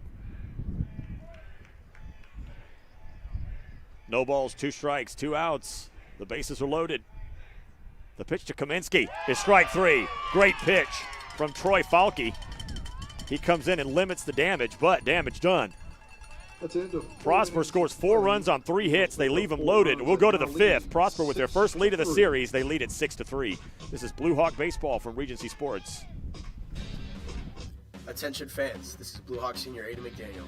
Whether you're training, tailgating, or cheering from the stands, Shields in the Colony has you covered.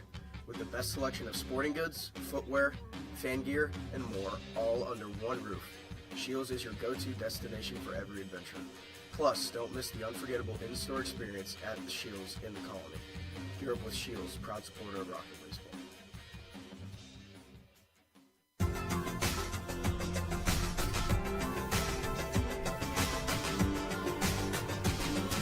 Jacob Knott now goes out for his first fresh inning. Blue Hawks had a 3-2 lead. Knott came into the ballgame with runners at second and third and 1 out, managed to retire. The only 2 guys he faced, the Blue Hawks stranded their 7th and 8th base runners, and then his Eagles came to the plate at the bottom of the 4th and scored 4 runs to turn a 3-2 deficit into a 6-3 lead. Brian Sutcliffe here at the Eagles Nest on the campus of Prosper High School. This has been a very evenly played series between these ball clubs. Blue Hawks controlled the Tuesday game for the better part of the entire game, but it was a big surge by Prosper late. That didn't quite come all the way back as the Blue Hawks got it 5-4. We'll see if the Blue Hawks can stage the comeback as we head into the middle and later innings. Here's Reed Tebow. He's 2 for 2. He's red hot. First pitch. That is lined foul down the right field line. It's 0-1.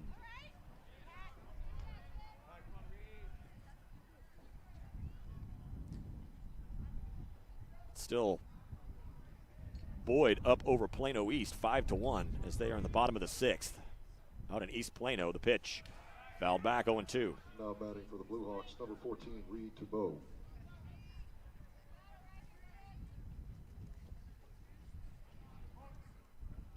Jacob Knott has the upper hand. No balls and 2 strikes. Here's the 0-2 pitch. That misses low and away. 1-2. Reed now with a 4-game hitting streak. He's got doubles in 2 of those 4 games. He's down in the count, though. 1 ball and 2 strikes. Here it comes. That is rolled over to the shortstop, Pavia. He'll scoop it up. His throw is dug out nicely by Passarelli at first. That's a tough play for the first baseman, but comes up big. Tebow is the first out. For the Blue Hawks.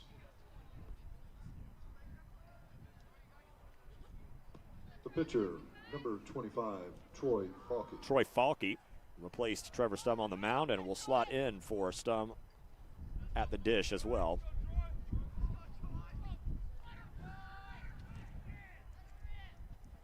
Falke is a big target from the right side. Plays football as well.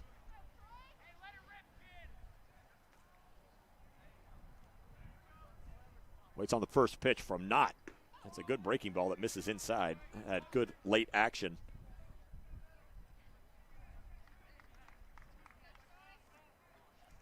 Falke hadn't had many plate appearances this year. Here's the 1-0. That is a fastball low, 2-0.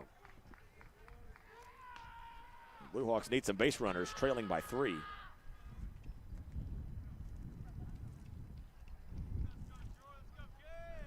Jacob Knott works quickly, the 2-0. That bends in for a strike, 2-1.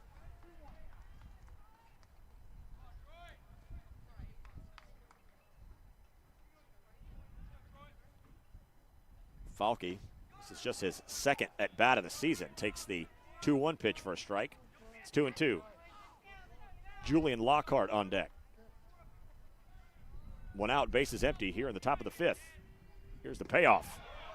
Nope, that's the 2-2. Got him at the knees, strike called.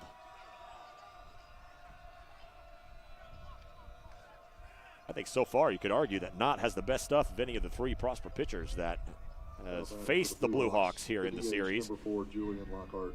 He has sat down all 4 he's faced. The bases are empty with 2 outs for Julian Lockhart, who's 0 for 2.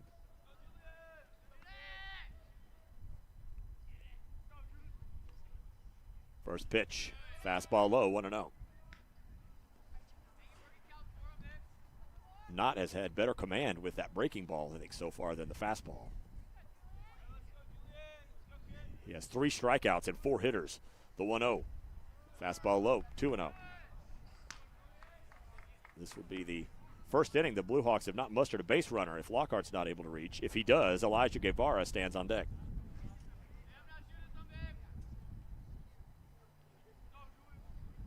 Two balls, no strikes. The pitch to Lockhart. That is slowly rolled foul on the left side. 2 balls, 1 strike.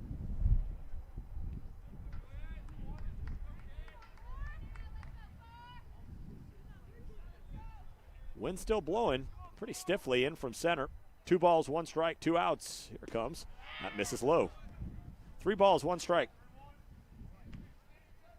Prosper leads 6-3 here in the top of the 5th. Blue Hawks led 2-0 after a half inning. They led 2-1 after 1. It was all tied after 3. Blue Hawks took the lead again in the top of the 4th. The 3-1 bounces in, ball 4. Another runner for the Blue Hawks.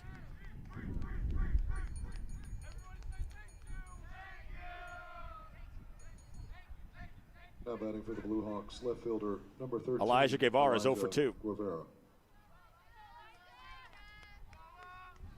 Julian Lockhart at first.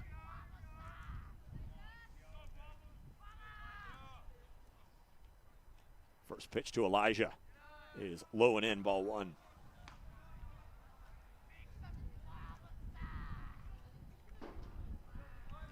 Lockhart is 2 for 2 in stolen base opportunities this year. 1 ball, no strikes, 2 outs, runner at first. Guevara waits on the 1-0, and he takes a fastball low, 2-0. If Guevara could reach, Carson Roy would bat as the tying run. He has reached in all 3 plate appearances.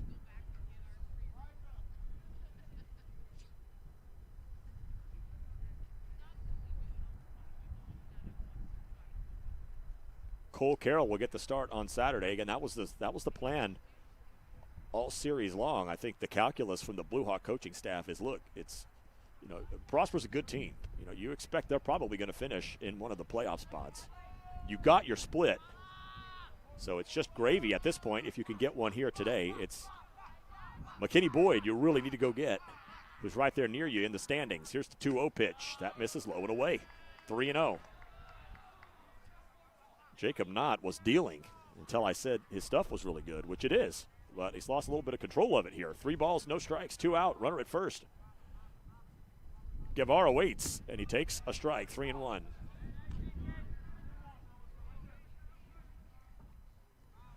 Prosper will have the 6, 7, 8 hitters up in the bottom of the frame. 3 balls, 1 strike, 2 down. Here it comes. That missed, ball 4.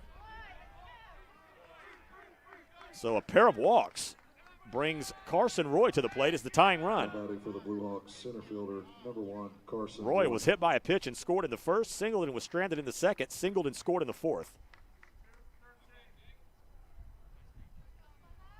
And we will have Mo Singleton will come in and run for Guevara.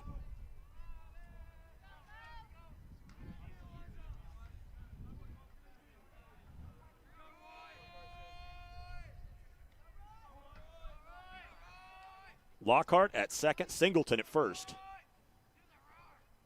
First pitch to Roy. It's a good breaking ball for a strike.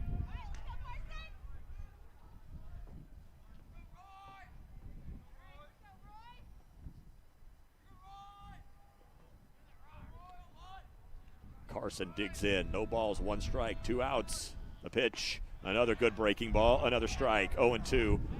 And Roy can't believe it. It's 0-2. Ethan Kalanick on deck if Carson can reach. Blue Hawks trying to respond after the 4 spot for Prosper in the bottom of the 4th. No balls, 2 strikes, 2 outs.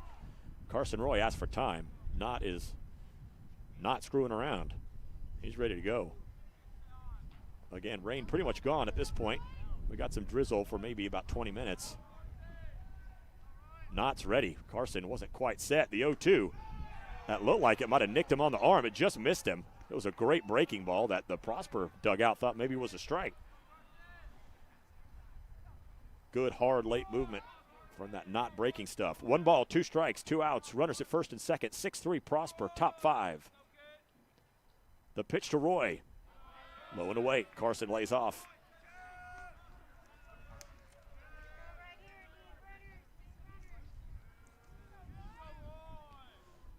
Carson's come back to even the count at 2 balls and 2 strikes. Knott's ready. Carson's ready. Runners at first and second are ready. The pitch. Got him swinging. Good breaking ball.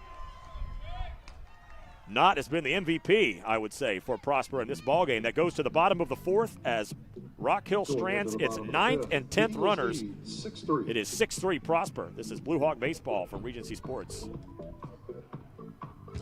Hey there, folks. This is Rock Hill Senior Trevor Stum telling you about a company that's family-owned, tail-approved, clean cars, wagging dogs. That's the Scooters way. Go see them in McKinney at 12041 West University Drive. The team at Scooters says go Blue Hawks.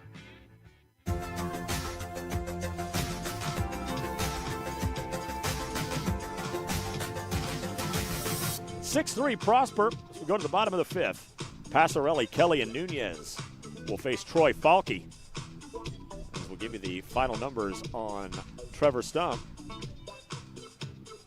Ends up going 3 2/3. He throws 68 pitches, 40 strikes, good strike percentage. Allows 6 runs, all earned on 7 hits. Strikes out 1 and walked 3.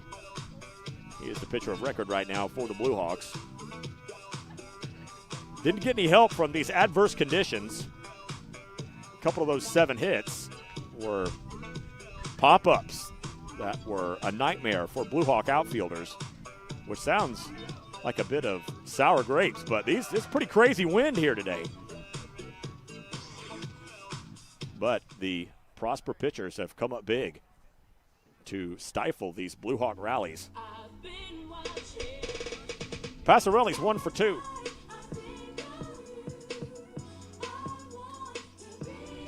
Now batting for the Eagles, first baseman, number 19, Grayson Passarelli.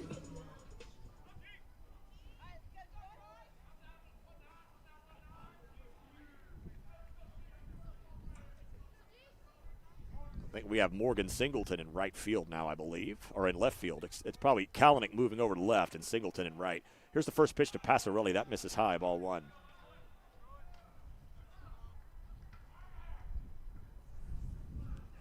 Although not entirely sure about that. We may not have made a defensive adjustment. 1 ball, no strikes. The pitch. It's in for a called strike, 0-1, or 1-1, excuse me.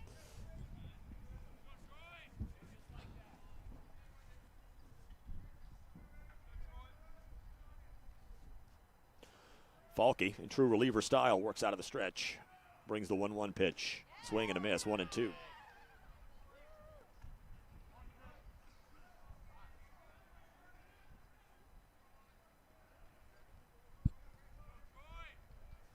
12:50 is the pregame show tomorrow at McKinney-Boyd.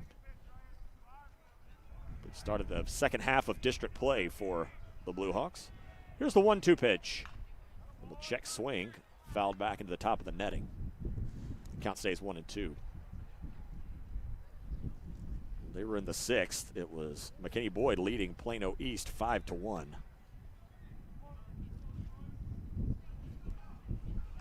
One ball, two strikes. Falke delivers to Passarelli. To a beautiful breaking ball, but stayed a little bit high. It is now a 5-2 ball game in the top of the 7th as Plano East tries to chip away. 2 balls, 2 strikes. Here it comes. There's the breaking ball, and it's still a little high. Plano West has beaten Plano 5-0 to sweep that series. So Plano West hits the turn at 6-2. 3 balls, 2 strikes to Passarelli. Here's the pitch. Got him swinging. This time went with the gas. Now batting for the Eagles, the third baseman, number 12, Quinn Kelly. Falke with a couple of strikeouts. Here's Quinn Kelly.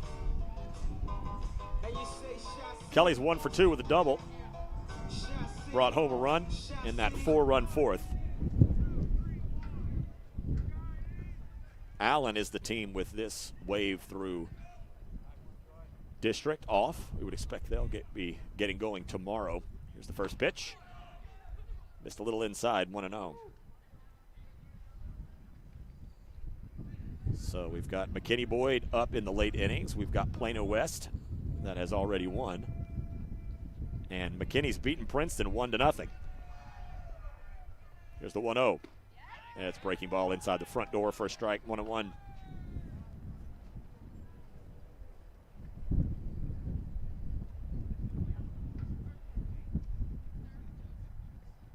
So McKinney gets back to 500 at 4-4. 1 ball, 1 strike, 1 out. Pitch fouled away over toward the Prosper dugout. It's 1-2. Bases are empty. Here in the bottom of the 5th, as we're nearly 2 hours in, this one has not moved very quickly. Been a lot of base runners. Rock Hill's left 10 on. They trail 6-3. 1 ball, 2 strikes. The pitch to Kelly. Topped on the left side. Lucas Bell gets a little bit of a funky hop. His throw is just in time. Stretched nicely by Brady Slanina. 2 up, 2 down here in the 5th. Now batting for the Eagles, your catcher, number 10. There was some question if Bell was going to be able to go tonight. Nunez. Late yesterday, if you recall, he took a pretty scary injury in the game at Princeton, which would have been last Tuesday. And he was down on the ground for a while, and we've seen him since then. He was the starting pitcher on Friday night. Glad to see him out there tonight. First pitch, cut on and missed by Nunez, who is 1 for 2. Troy Falke coming on in relief of Trevor Stum and working to keep his team in the ball game, keep this deficit manageable. It's 6-3 Prosper in the bottom of the 5th. Here's the 0-1 pitch. That is weakly lifted foul. No balls, 2 strikes.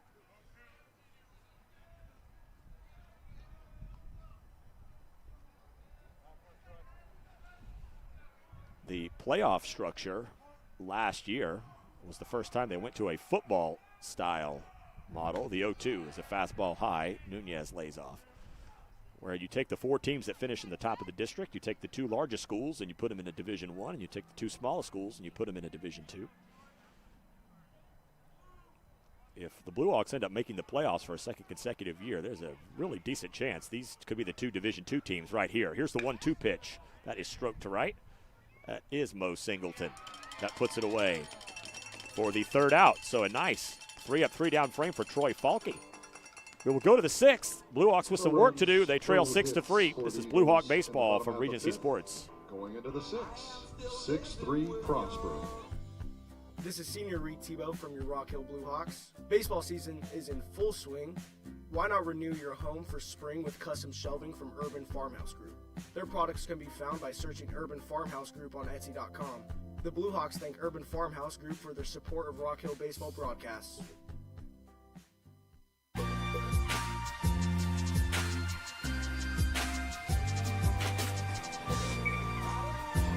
6-3 Prosper as we go to the 6th.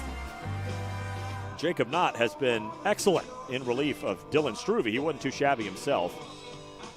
Knott has not allowed much. He's allowed just a couple walks, but he created some stress for himself in the 5th after retiring the first 2 in order. Walked Julian Lockhart and then Elijah Guevara and got a big punch out of Carson Roy to end the threat. It will be Ethan Kalanick, Anthony Gonzalez, and Brady Slanina as you expect a Blue Hawk comeback tonight. Probably starts with doing some damage here in the 6th with the middle of your lineup coming up.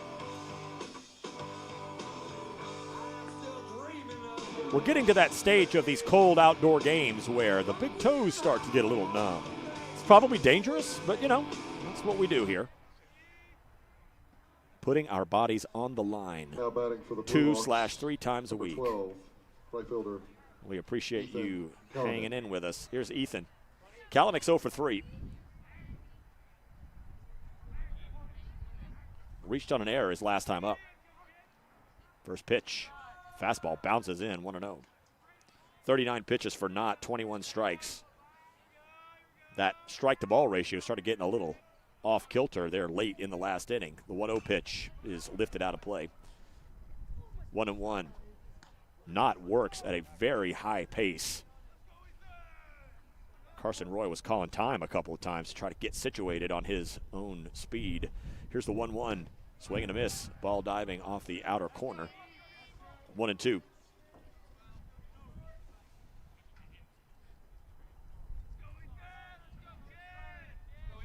One ball, 2 strikes.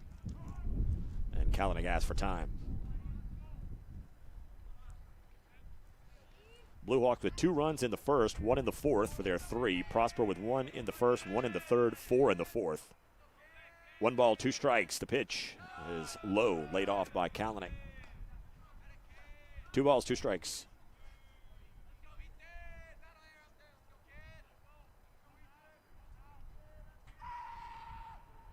Here comes the 2-2.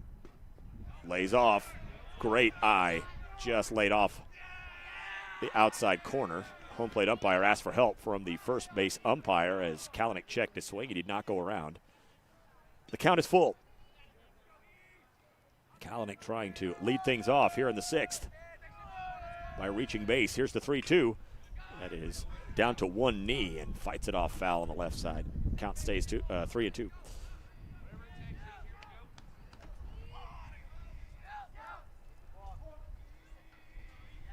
Knott peers in. He's ready.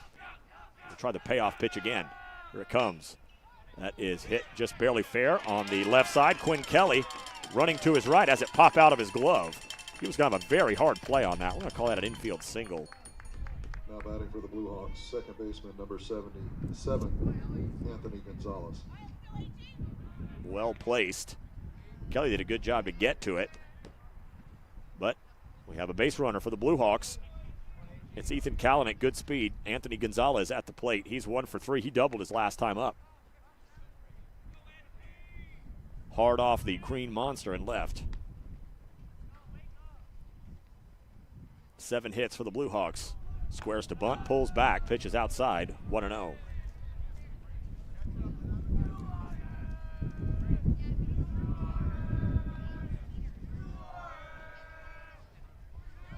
Now it's the Blue Hawk dugout making themselves known.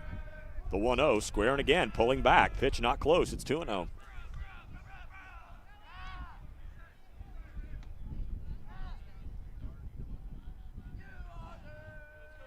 AG begging to give himself up, but Knott won't allow it. The 2-0. Now he pulls it back and takes a strike, 2-1.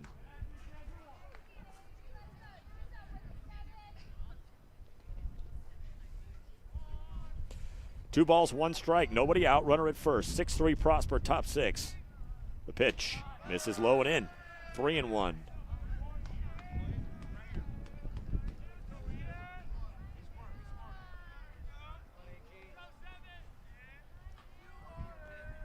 Hitters count for Gonzalez. The 3-1. Missed high. Oh, that's a strike called. Goodness. That's one of the higher strikes we've seen called in the game, but it was close. Count goes to 3-2.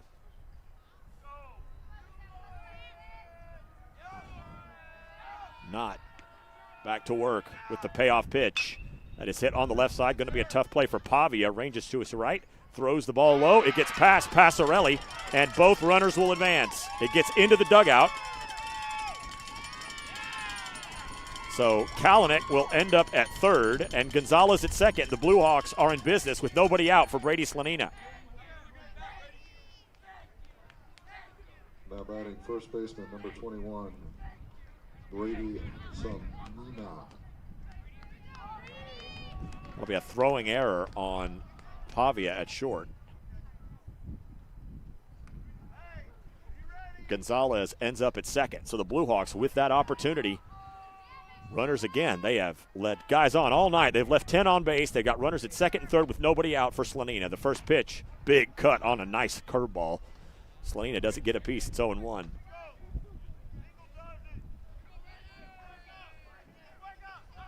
This is a situation that Knott walked into after relieving Struve. The 0-1 pitch, another breaking ball, strike called, 0-2. Had runners at second and third with one out. Managed to strike out Slanina. Now it's runners at second and third with nobody out. An opportunity the Blue Hawks have to take advantage of, trailing 6-3 in the sixth. No balls, 2 strikes. The pitch, breaker, got him looking. Top part of the zone. Slanina goes down on 3 pitches. And they'll stay at second and third with one out for McDaniel. Now batting, number 3, third baseman, Aiden McDaniel. McDaniel's 0 for 2. Reached on an error, walked, and struck out looking. Not ready to roll. First pitch, breaking ball high, 1-0.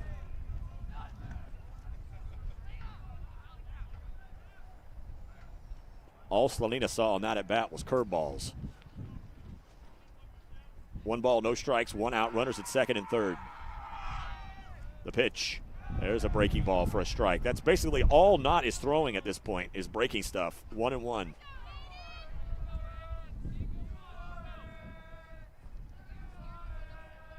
Kalanick at third, Gonzalez at second.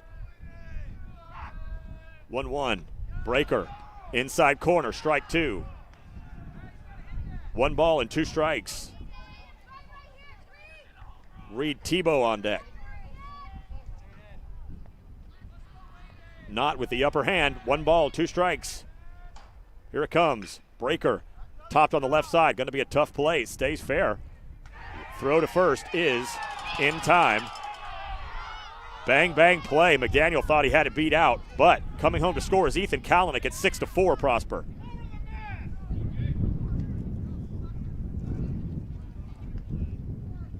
It is an RBI ground out. Now batting, catcher number McDaniel's 13, 13th RBI of the Tebow. year.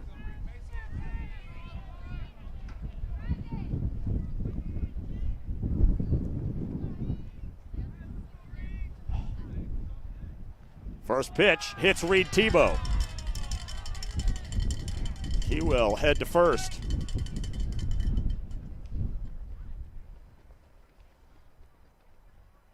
Gonzalez stays at third. Tebow hit by the first pitch he sees. And Troy Falke could really help himself out as he's the pitcher now for the Blue Hawks. He's 0 for 1 with a strikeout. Troy Falke. Runners at the corners and 2 outs. A run in here for the Blue Hawks. They trail 6-4.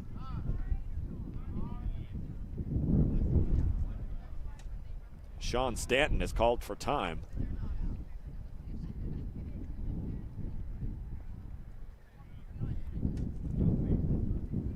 And he comes out to, I don't know, have a word with somebody. We're not sure. He's talking to folks in the dugout.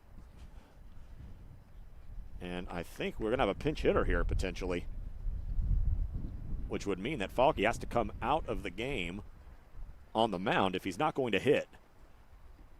And there is quickly Elijah Guevara heading to start warming up. So Troy Falke is going to be lifted here for a pinch hitter. And it's going to be Carson Cooley.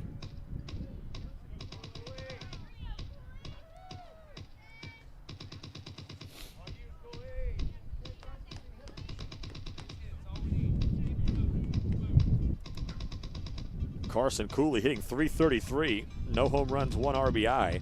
Pitch hitting for the Blue Hawks. This will be just his 7th plate Number 11, appearance. Carson Cooley. He's got Anthony Gonzalez at third. Courtesy runner for Reed Tebow.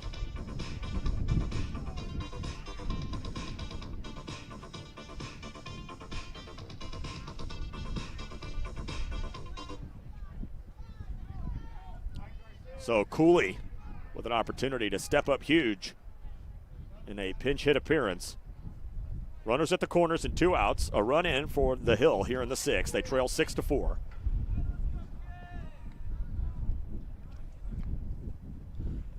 And you go back to that stat. That's been the magic number for the Blue Hawks over the last 3 years. They're now 44-6-1 when they score more than 2 runs. They've got 4 here. Right now they're on the short end of a 6-4 result, but Carson Cooley can do something about that. First pitch to Cooley is a breaking ball that bounces away from Nunez behind the plate. That will allow the courtesy runner to go to second. Gonzalez not able to move. But now both runners are in scoring position with 2 outs. That'll be a wild pitch on a breaking ball that bounced in. So Cooley could tie the ball game here with a base hit. Good speed on the base paths. 1 ball, no strikes. 6-4 Prosper, top 6. Here's the 1-0. Breaker, low, 2-0. Julian Lockhart on deck.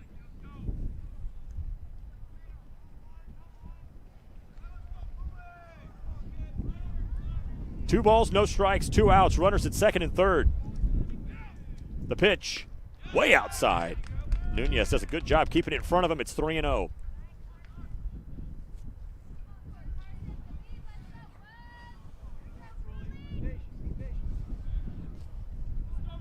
Three balls, no strikes. You'd imagine Cooley's taken all the way with 2 outs. The pitch is ball 4, a 4-pitch walk. Knott has shifted between brilliance and lack of control. Now Julian Lockhart bats with 2 outs. He's 0 for 2. Now batting for the Blue Runners Hawks. at every base. The Blue Hawks have left 10 men on here in the game. They trail 6-4. Number 4. Julian Lockhart could change that with 1 swing.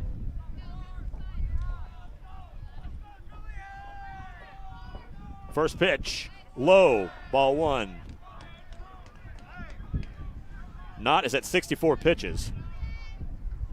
We expect Elijah Guevara to come into the ballgame in the bottom of the 6th. He is warming up right now as Falke was lifted for Carson Cooley, who ended up taking a walk.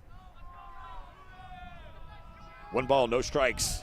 Bases loaded, 6-4 Prosper, top 6. The pitch catches the outside smidgen of the plate. It's 1-1.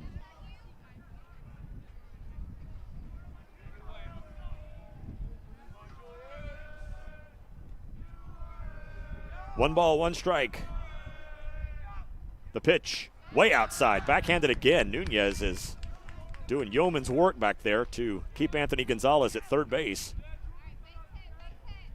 Well, and the thing this inning has done as well is it basically assures that you're going to see the middle of the lineup again, potentially in the 7th. 2 balls, 1 strike, 2 outs, the bases are loaded. The pitch to Julian Lockhart, swing and a miss on a diving fastball, 2-2. Good pitch from Knott. He has been turning away the Blue Hawks in big situations like this since he came into the ballgame in the middle innings. 2 balls, 2 strikes, 2 outs. Knott versus Lockhart. Here's the 2-2 pitch. That is hit on the left side. It will stay fair. It will be bobbled for a minute, and going to third is Quinn Kelly for the force. But the Blue Hawks score a run. They'll end up adding a couple more to that runners left on base number. A run on a hit. They leave 2. We will go to the bottom of the 6th. It is 6-4 Prosper. This is Blue Hawk Baseball from Regency Sports. I'm Blue Hawk senior Boston Wilson, asking if you're hungry for better meals without the hassle. Discover Wild Fork, your destination for chef-quality meats, seafood, and flavor-packed meals delivered frozen fresh to your door. From fresh, not frozen, premium steaks and seafood, ready-to-heat favorites, Wild Fork makes every meal unforgettable, with variety as big as Texas. Visit the Wild Fork location and Prosper at Coit 380 and taste the difference for yourself. Wild Fork, real food, real flavor, real easy.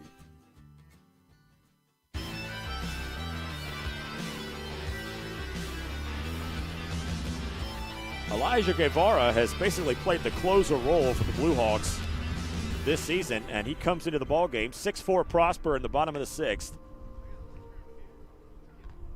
Guevara, his sixth appearance, all in relief. He is 2-0 with a 0 ERA.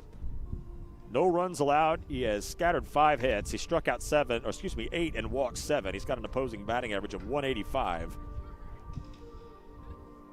He will try to turn the Eagles away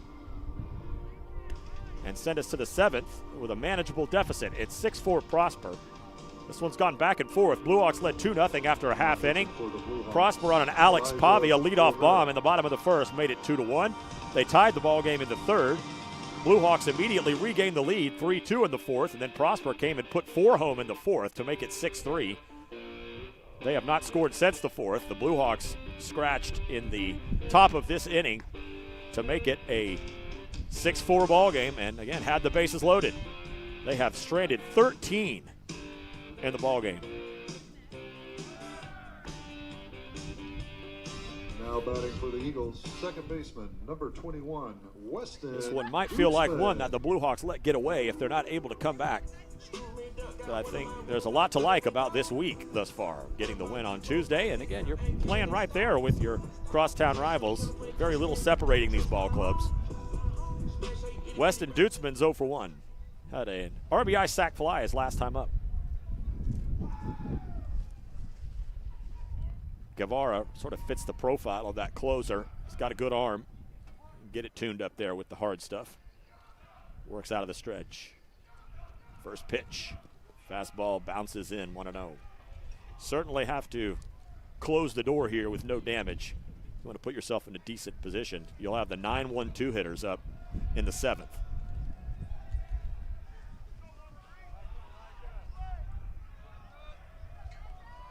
One ball, no strikes to Dutzman. First pitch, the second pitch is a ball low. Got to come after the 9-hole guy.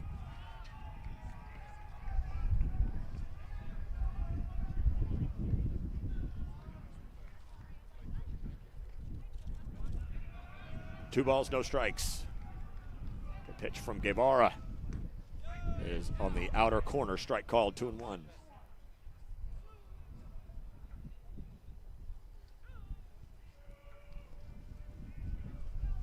Six runs on 7 hits, 3 errors, 5 left for Prosper.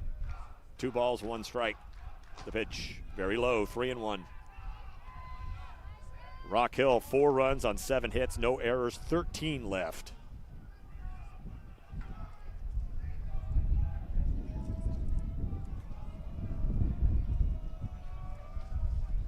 Three balls, 1 strike to Dutzman. The pitch is on its way. Strike called right at the top of the zone, 3-2. Big pitch there from Guevara.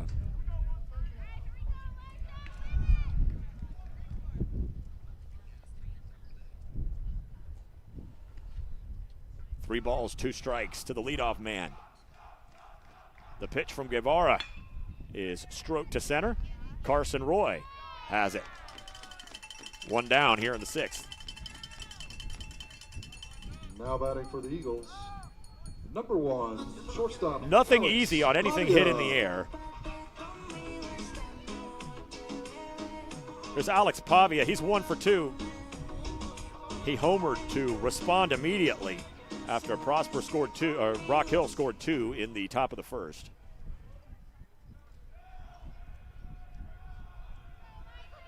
When the Blue Hawks score more than 2 runs over the last 3 seasons, they've been almost unbeatable. Squaring to bunt is Pavia. Breaking ball floats in a little bit high, 1-0.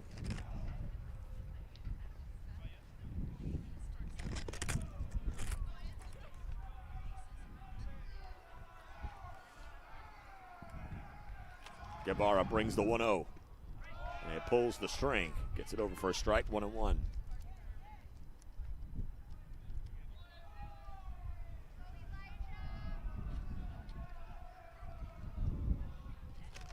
Elijah Guevara is the third Blue Hawk pitcher. The 1-1. This is low, 2-1. So we know McKinney is a winner tonight. Plano West is a winner tonight. McKinney Boyd is a winner tonight. Give you a sense for the ramifications of those results here. Here's the 2-0 pitch, and that is under the glove of Aiden McDaniel into left field. It's a base hit for Pavia. He's got 2 hits. Now batting for the Eagles, number 24, Colton Mora. We will have a pinch hitter for Sam Kerr.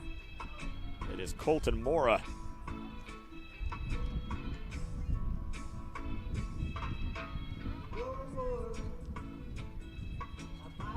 Mora hitting .265, no home runs, 5 RBI coming into the series.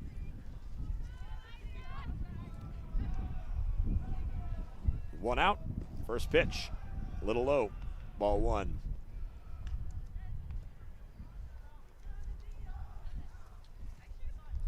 Looked at the standings coming into play here tonight. Allen at 6-0, that's not going anywhere as they are not playing tonight. 1 ball, no strikes, the pitch. Potential double play ball.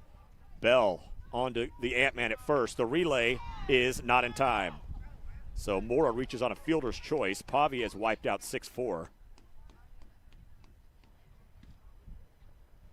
Now batting for the Eagles. Not quite hit hard number enough 22, Pearson to Fouts. turn it easily. We up to Pearson Fouts with a runner at first and 2 outs. Blue Hawk bullpen has done its job after that 4th inning.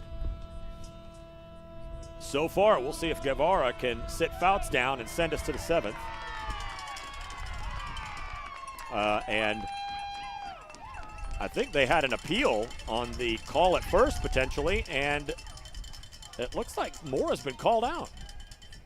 Okay, well, we're not exactly entirely sure what happened there, but it ends up being a double play. 6-4-3, and Guevara does, in fact, get through the 6th and send us to the 7th. Blue Hawks need 2 to tie, 3 to take the lead. They trail 6-4. This is Blue Hawk baseball from Regency Sports. I'm Blue Hawk senior Julian Lockhart. First Graphic Services is a Prosper ISD family-owned sign and graphics company that has been providing graphic solutions for over 30 years to the North Texas area. They specialize in signs for home builders, developers, political candidates, school districts, realtors, as well as many other local businesses. Check them out on social media or hit them up on their website at www.firstgraphicservices.com.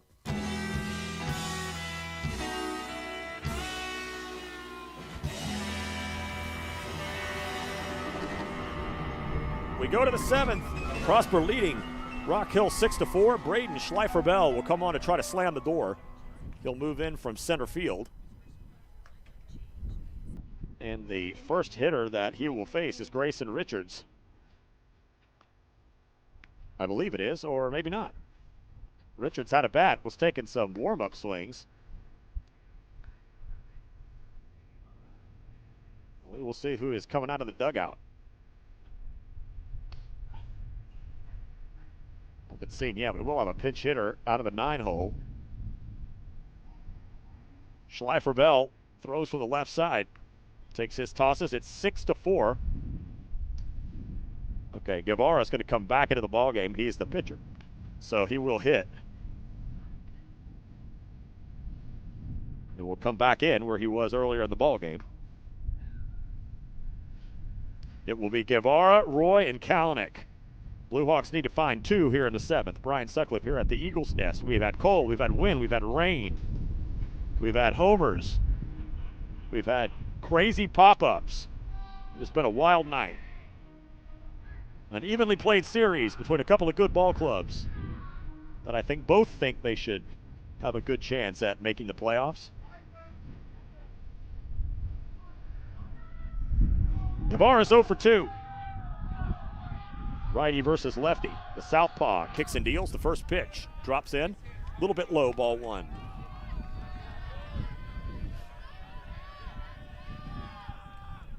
Schleifer-Bell works from the stretch. The 1-0 pitch. Misses inside, 2-0. biggest number in the ball game. Runners left on base. The Blue Hawks have left 13 on. They trail by 2. The 2-0. That gets over for a strike, 2-1. Schleifer Bell's not messing around. These Prosper pitchers want to get up there and go. It's cold. So guys, let's not be silly about this thing. Let's get this thing done, one way or the other. The 2-1. Misses high, 3-1. If Guevara is able to reach, Carson Roy would bat as the tying run. 3 balls, 1 strike. The pitch. Ball 4, missed outside. Carson Roy will bat as the tying run.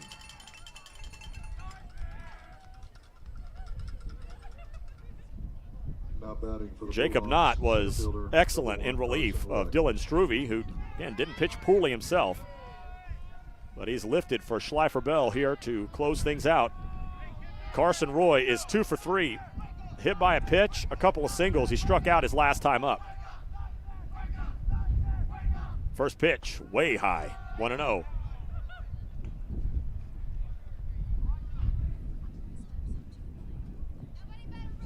Haven't seen a number on who's in center now, as Schleifer Bell used to be out there.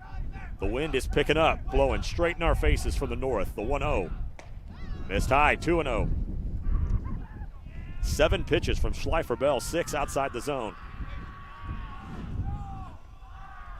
Blue Hawks trying to complete a comeback and complete their first ever sweep of the Pride of Prosper series. They are 3-4 all time against their brothers from up north. 2 balls, no strikes. The pitch to Roy. 3-0, missed high again. And Nunez will go out and have a chat with his pitcher, who I think he's just trying to get himself settled down a little bit. He has taken his jersey off and his undershirt potentially. I don't know what's going on.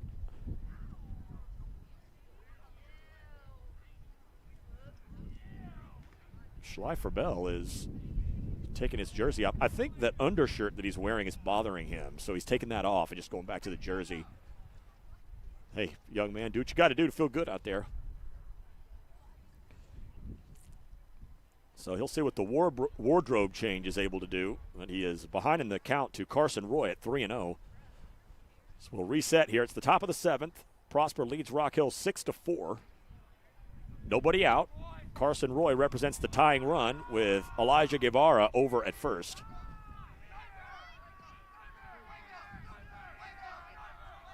Not many guys are getting the green light right here, but if anybody would, it would be Carson Roy. Here's the 3-0, and he missed high, ball 4. The tying runs are on with nobody out. Now batting for the Blue Hawks, right? Ethan Kalanick is 1 for 4. Kalanick. And I have a feeling he's looking down at that card and seeing the sack bunt sign. So Guevara at second, Roy at first. The Blue Hawks have left 13 on. They got a couple more on base now.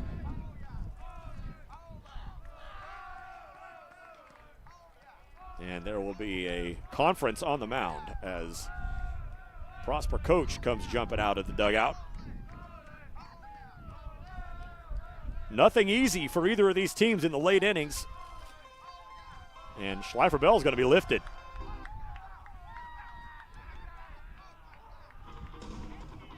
So the Prosper coaching staff not messing around. So Schleifer Bell will get his outfield mitt back and head back out. So we will see a 4th Prosper pitcher. Looks like it is going to be, looks like Braden Wise. He will bring it from the right side. We look at the numbers on Wise. Now pitching for the Eagles, number 20, Braden Wise.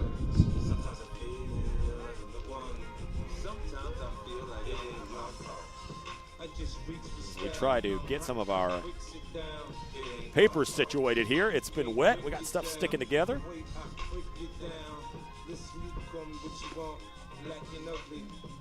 Braden Wise is actually second on the team in innings He's thrown 18 coming into action here today. He is 1-2 with a 2.33 ERA. He's actually the team's leader in ERA. He allows a sub-200 batting average.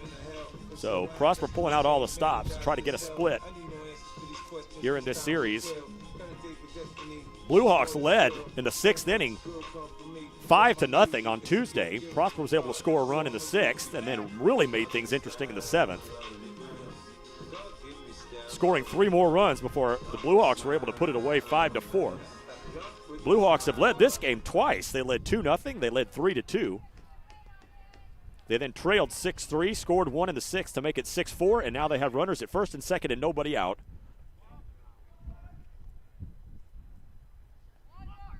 And we will have a runner for Guevara.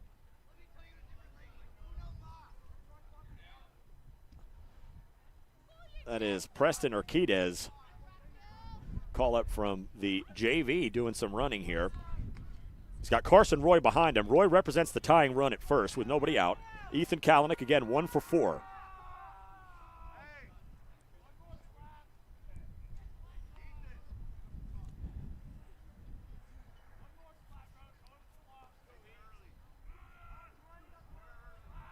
Lots of conversing happening, getting things situated, and now we're ready to go. Kalanick's got that black hoodie coming out of the top of his jersey. First pitch from Wise, squares to bunt. Good breaking ball. That drops in over the inside corner. That's nasty, 0-1. Kalanick was going to give himself up, then thought maybe the ball was going to hit him, so he ducked out of the way, but it curved over for a strike. No balls, 1 strike. Runners at first and second, squaring again. This time pushing the bunt down the third base line, but can't get it down. It goes foul. It's 0-2. Sometimes it's the small things that can make the difference. In this case, Kalanick not able to get the sacrifice bunt down, so we'll see if Coach Stanton lets him try it again. No balls, 2 strikes, runners at first and second. Kalanick can swing it, so certainly not any kind of consolation here to have him rip it. The 0-2 got him swinging on the slider. Big pitch from Wise. Here's Anthony Gonzalez. Ant-Man's 1 for 4. Now batting number 7, Anthony Gonzalez.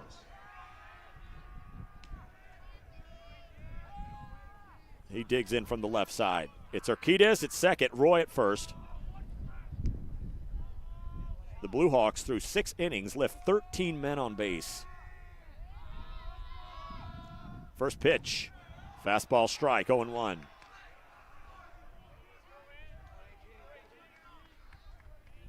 You are averaging over 2 men per inning left on. The 0-1. And that is stroked into center field, a base hit. Coming up quickly is the center fielder heading to third. Tried to get him as a force out. It gets away from the third baseman, and here comes Urquidez to score. It's 6-5 Prosper. Runners at second and third with 1 out. It's an RBI for Gonzalez. He's got a 2-hit night, and the Blue Hawks are in business. Schleifer Bell, who is back. That's going to end up being an error on the center fielder.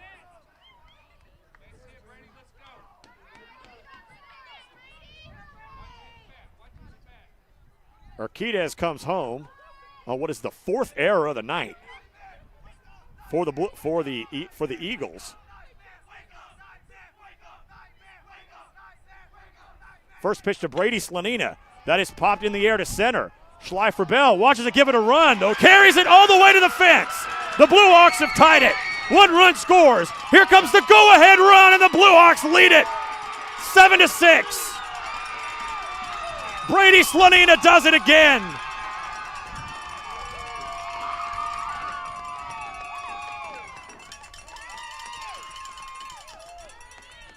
A 2 RBI double for Brady Slanina has turned the game on its head. The Blue Hawks lead at 7-6.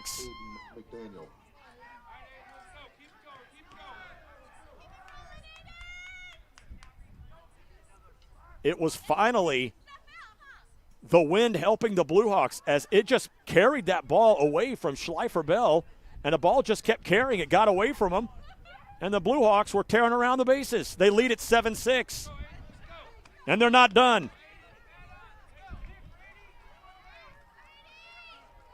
Rock Hill has now put itself in a position to get that first ever sweep over Prosper. They'll take a lead to the bottom of the 7th.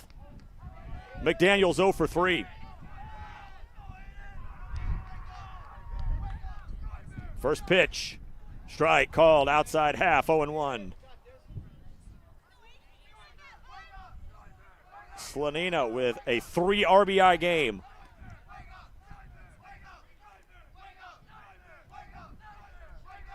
The 0-1. That is fouled off the foot of the catcher. And Nunez is a little hitching his get along. It's 0 for 2. Or it's 0-2, excuse me. Slanina now with 21 RBI. He's the program's all-time leader in runs batted in, and he's just stacking those numbers up.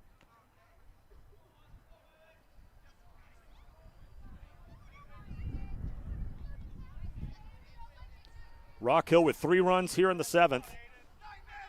They lead the game for the 3rd time, this time 7-6. No balls, 2 strikes, the pitch. Low and away, good eye from Aiden. McDaniel had an RBI, bang, bang, ground out his last time up. He thought he'd beaten it out. 7-6 Rock Hill here in the top of the 7th. Blue Hawks led 2-0. They led 2-1. It was tied at 2. Blue Hawks led 3-2. They trailed 6-3. They trailed 6-4. And now they lead 7-6. Here's the 1-2. Got him looking. Right at the knees on the outside corner. And here's Reed Tebow with Slanina still at second. Prosper will have the middle of the lineup up in the 7th.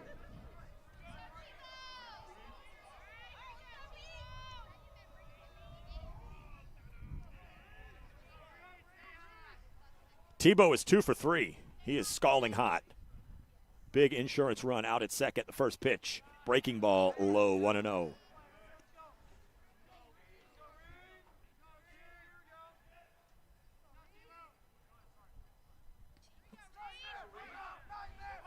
Tebow is ready. 1 ball, no strike. Slanina away from second base. Pitch misses outside, 2-0.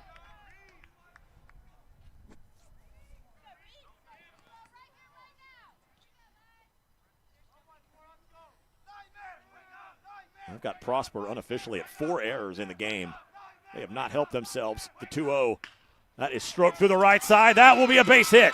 Slanina given the green light. Here comes Braden Kaminsky. The relay catches Braxton Clyde. He's the pitcher between third and home. Clyde is doing his best to try to make this interesting, and he gets tagged up top for the final out.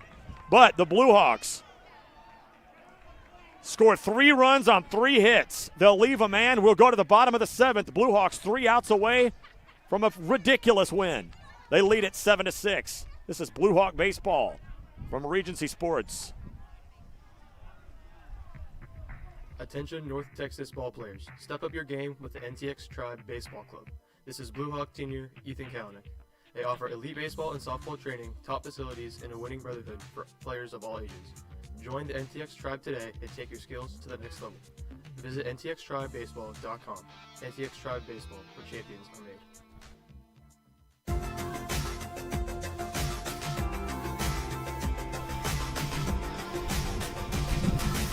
Elijah Guevara now on the mound with an opportunity to get the win in this ball game. The Blue Hawks lead 7-6 going to the bottom of the 7th. They trailed this game 6-3. They scored 1 in the 6th and 3 in the 7th. Blue Hawks 3 outs away from claiming the Pride of Prosper series for the first time in program history. And they could pull even with Prosper in the all-time series.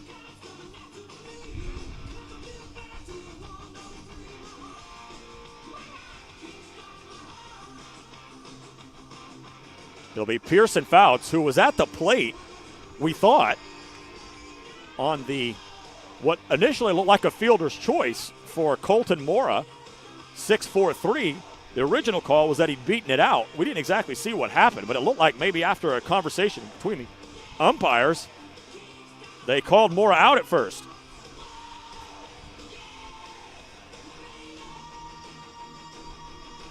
The first guy that Guevara will have to face is one of the state's leaders in home runs. Pearson Fouts has 5 on the season.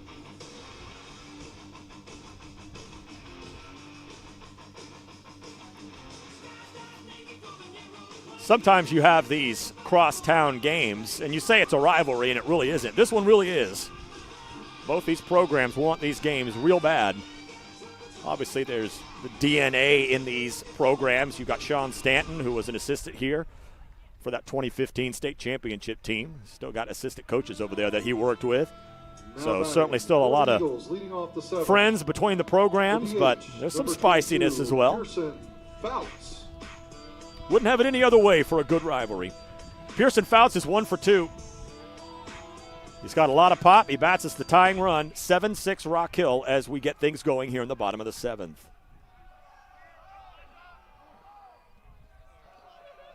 Guevara ready, working out of the stretch. First pitch, squaring to bunt. Breaking ball misses wide, 1-0.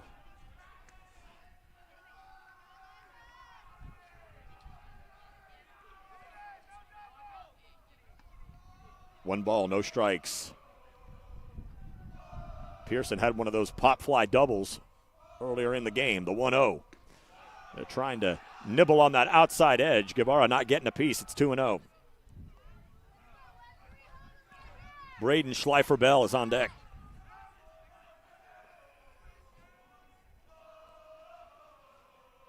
Guevara brings it.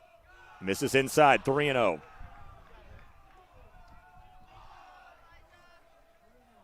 There is activity in the Blue Hawk bullpen. Can't see who it is. 3 balls, no strikes.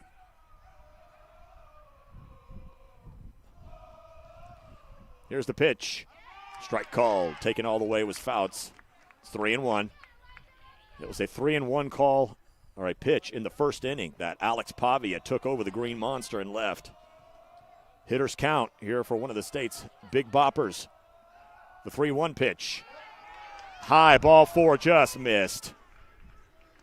And the tying run is on with nobody out for Braden Schleifer-Bell. Center fielder, number 4, Braden Schleifer-Bell.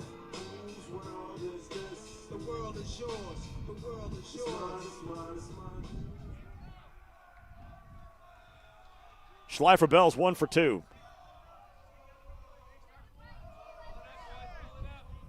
Aiden McDaniel trotting inside the bag. Now he's coming in considerably, expecting a sacrifice bunt. First pitch, that is lifted out of play, and Schleifer-Bell's up there hacking.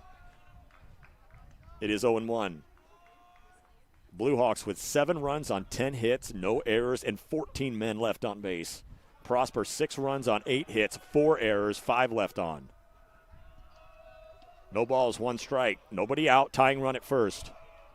0-1 pitch. Breaking ball, fouled back, 0-2. So the Prosper coaches electing not to ask Schleifer-Bell to give himself up to move the tying run to scoring position. Typically at home, they say you play for the win at home. So you don't want to necessarily give an out up when you've got the tying run at first with nobody out. No balls, 2 strikes. The pitch from Guevara is hit on the left side, under the glove of McDaniel, a base hit. Moving to second is Fouts. The tying and winning runs are on base with nobody out. Right fielder, number 8, Braden Kaminsky.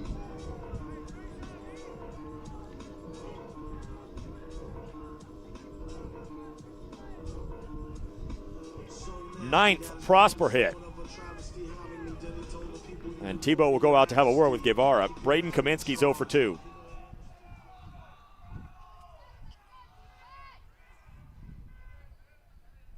We'll see if the Blue Hawks have anything up their sleeve defensively here for what would be an even more compelling bunt opportunity. Runners at first and second, nobody out. Rock Hill leading Prosper 7-6, bottom 7.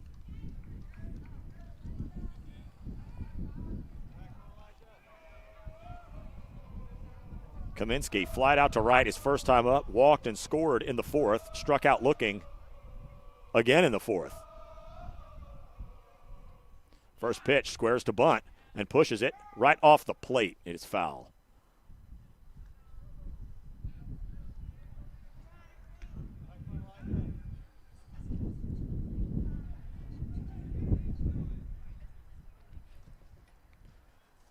Kaminsky comes back to the dish, and now he'll go have a chat at third base. It's Fouts at second, Schleifer Bell at first. They are the tying and winning runs, respectively. Nobody out.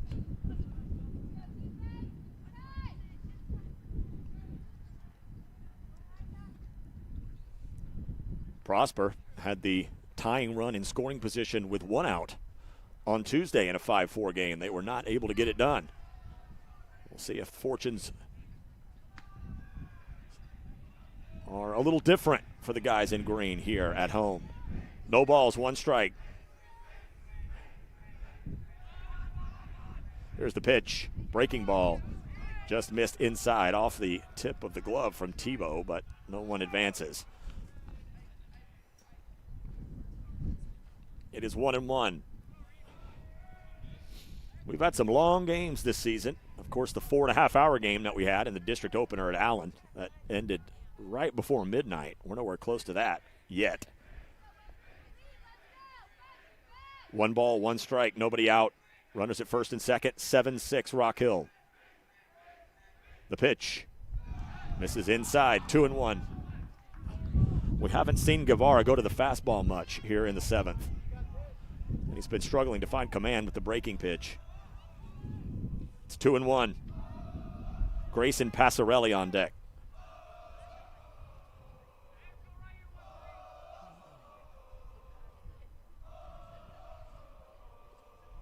Two balls and 1 strike.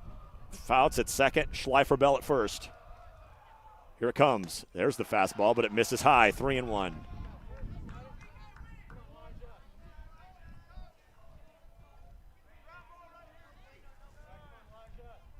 Blue Hawks have had activity in the bullpen. Again, we can't see who it is. It might be Grayson Richards. 3 balls, 1 strike. Guevara got to come after Kaminsky. Here it comes. It is bunted. Guevara will come off the mound, and he will flip it to first, and it's a bang-bang call, and it goes the way of Prosper as Kaminsky beats it out, and they're loaded with nobody out, and Sean Stanton is not happy.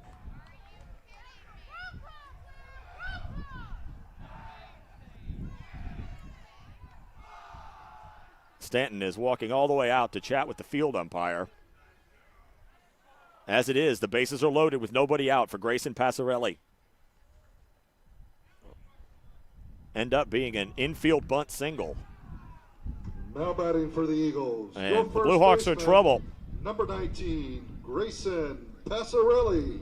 Fouts at third, Schleifer Bell at second, Kaminsky at first. Nobody out for Grayson Passarelli. 7-6 Rock Hill. Tying run at third, winning run at second. Passarelli's 1 for 3.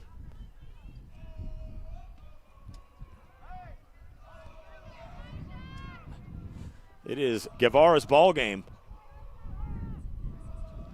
The first 3 have all reached.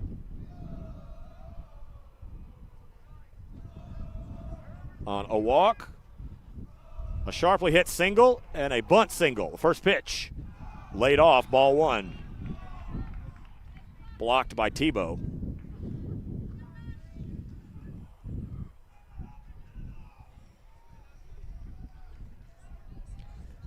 (7-6) Rock Hill. Blue Hawks are 5-2 in 1-run games this year. The 1-0 misses inside, 2-0. Didn't miss there by much.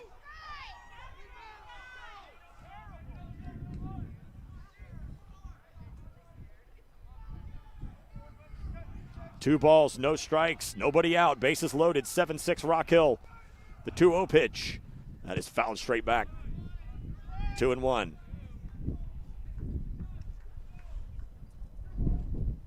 If Guevara could somehow earn a strikeout here against Passarelli, a ground ball could end the game. A lot of ifs there. Guevara is battling. He's thrown 22 pitches, 12 balls, 10 strikes. No place to put Passarelli.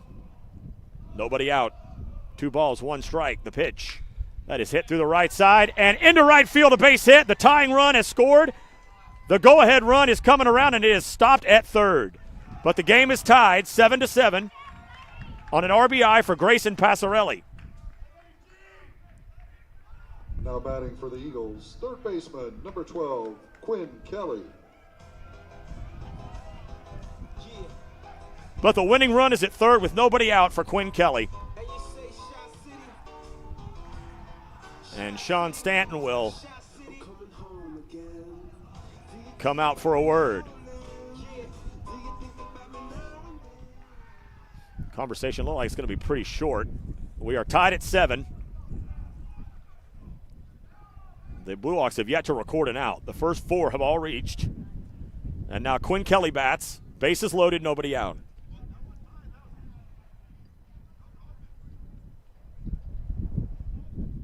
Sean Stanton having more words with the home plate umpire. And now Coach Stanton's asking the home plate ump to get some help from the field ump. Not sure what they're chatting about. I don't think anything's changing here.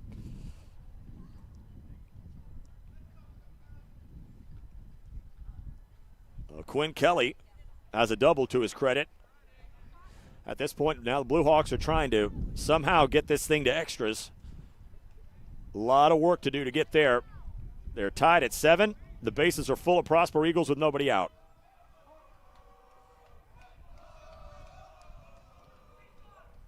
First pitch to Kelly. Breaking ball wide, 1-0. As this game's getting close to the 3-hour mark.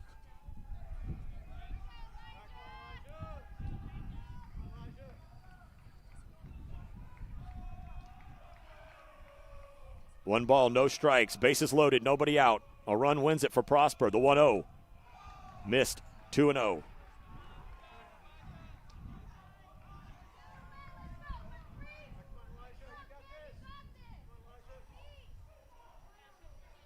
The teams have combined for 14 runs on 21 hits.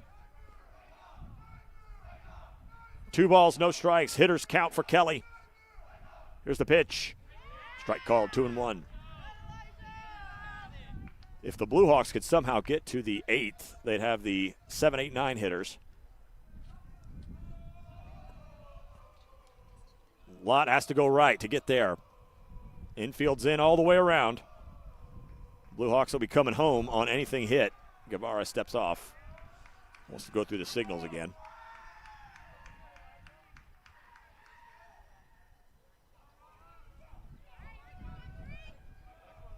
Two balls and 1 strike.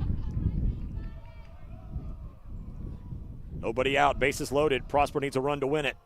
The 2-1. That is topped on the infield. The throw comes to the plate for the force. And there's the first out.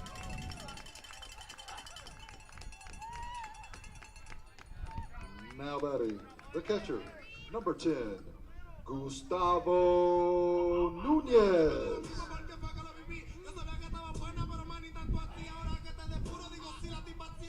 Now a double play sends us to extras. Gustavo Nunez is 1 for 3. Still no place to put him. Prosper scored a run here to tie the game at 7. They've had the bases loaded with nobody out. Now there's the bases loaded and 1 out. After Guevara manages to induce a weak bouncer.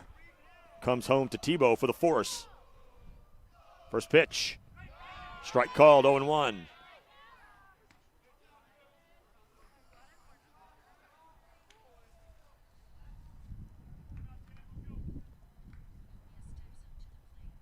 No balls, 1 strike, 1 out. Bases loaded for Nunez.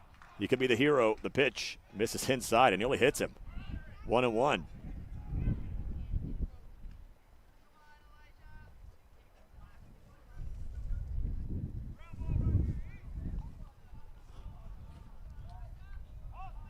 One ball, 1 strike, 1 out. Bases loaded, 7-7. Bottom 7. The 1-1 pitch. Blocked by Tebow. Nearly gets through the legs. Tebow says, got the 5-hole block, brother. It's 2-1. That ball gets past. The game's over.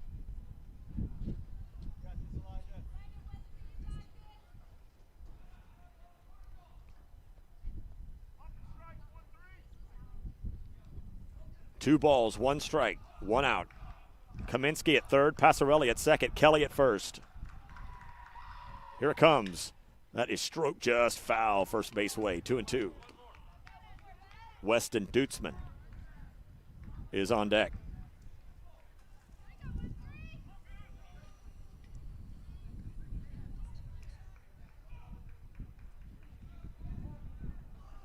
Guevara peers in. 2 balls, 2 strikes, 1 down. The pitch to Nunez. Ball 3, missed low.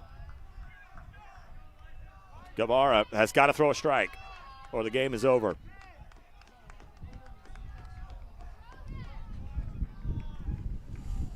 Three balls, 2 strikes, 1 out, a run in for Prosper to tie it. It's 7-7. The bases are loaded. 3 balls, 2 strikes. The payoff pitch. Swing and a miss. He got him. And then the runners between home and third.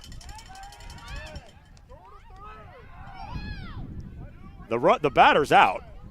The throw was to third base. I'm not sure why folks thought that there was a force there or something. But it is the second out. So Guevara, 1 batter away from wriggling out of what looked like certain doom. But first, he's got to deal with Weston Dutzman, who's 0 for 2. Kaminsky still at third, Passarelli at second, Kelly at first.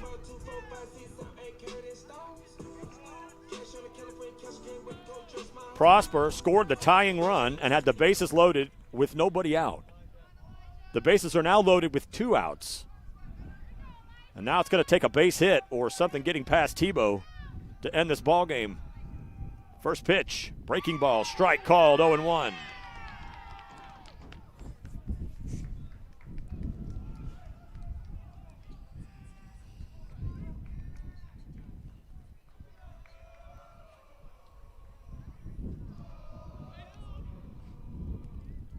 No balls, 1 strike, 2 outs, bases loaded.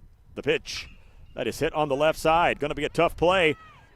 Go to third. For the out, they got him! The only play Lucas Bell had was to third. And Grayson Passarelli is forced out, and we're going to extras. At the end of 7, the score is tied 7-7. Prosper ties the game. They had the bases loaded and the winning run at third with nobody out, and somehow the Blue Hawks escape, and we're going to the 8th. A run in on 3 hits, 3 left. We go to the 8th inning, tied at 7. This is Blue Hawk Baseball from Regency Sports. I'm Blue Hawk Senior Nash Thomas telling you to step up to the plate, go big, or go home. At Bullnose Masonry, we build with brick, block, stucco, and stone. From schools to hospitals, standing tall, Bullnose Masonry builds it all. Bullnose Masonry is a proud sponsor of Rock Hill Baseball.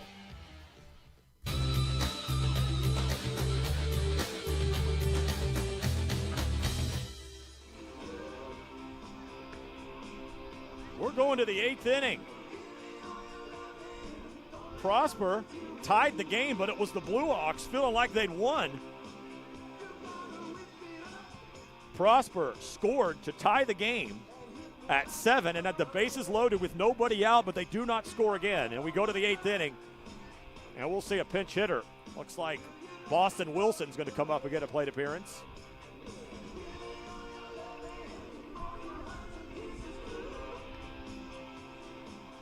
I think Elijah Guevara would say probably didn't have his best stuff in that inning, but my goodness, some tough pitching. And heady defense. For Rock Hill, number 18.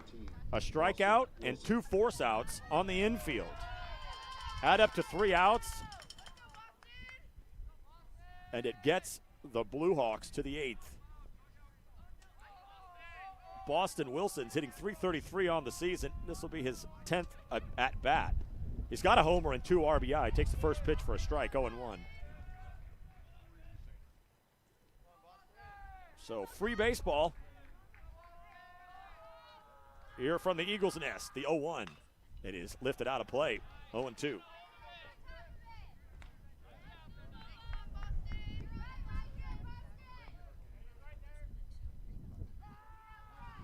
The Blue Hawks escape what looked like certain doom. Here's the 0-2. That is topped foul on the right side. Wilson is staying alive at 0-2. It's still cold. Interestingly enough, the temperature hasn't dropped that much since the game started. It was about 56 when we started. It's 54 now. Here's the 0-2. Got him looking. Good breaking ball.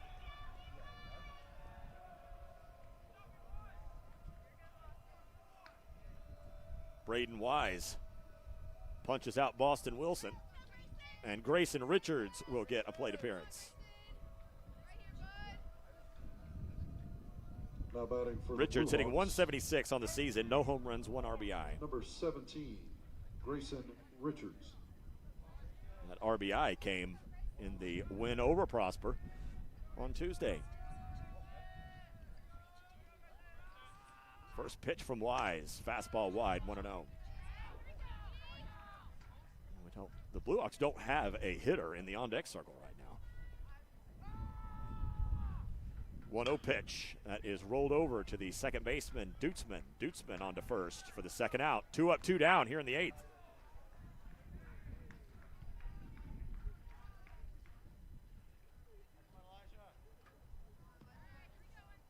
Now batting, number So 13, Elijah Guevara looking Elijah for his Rivera. first hit of the contest. He's got a couple walks. The Blue Hawks have had innings where they've gotten something going from what looked like nothing. First pitch, fastball wide, 1-0. If Guevara could reach, we'll see Carson Roy.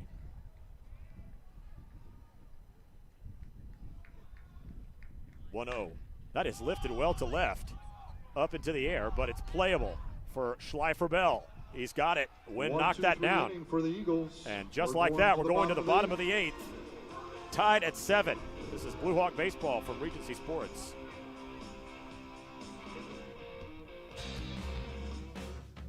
Fans, when it's time to gear up like a champion, head to Shields in the Colony. Hey folks, this is Blue Hawk Senior Anthony Gonzalez. From top brand sports gear to apparel for the whole family, Shields has everything you need to play hard and cheer louder. Visit Shields at Grandscape in the Colony, proud supporter of Rock Hill Baseball.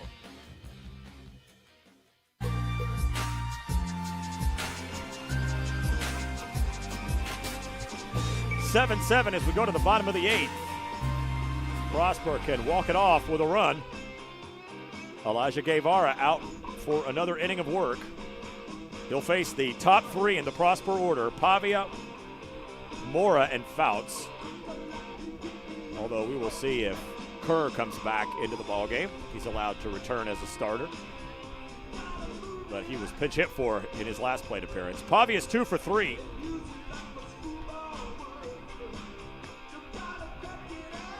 You've got a solo homer, a single, a walk, and a ground out. If he could homer again, he would send the fans here home happy.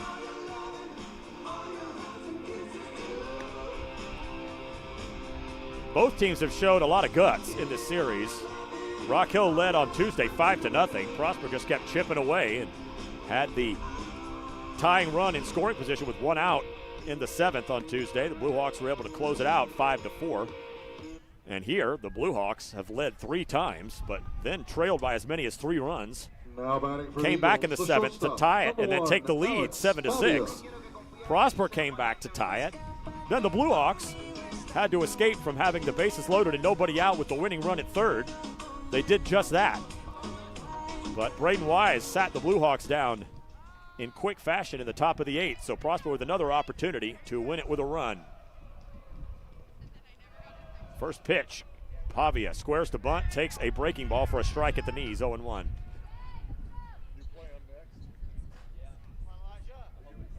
As we are now over 3 hours. Teams have combined to strand 22. The 0-1 pitch. Breaker. This time a little high, 1-1. Guevara is at 37 pitches. We have more action in the Blue Hawk bullpen. Can't see who it is down there getting limbered. Blue Hawks trying to get their first ever sweep of Prosper. The 1-1 pitch. Fastball at the knees. Nope, a little under. 2-1.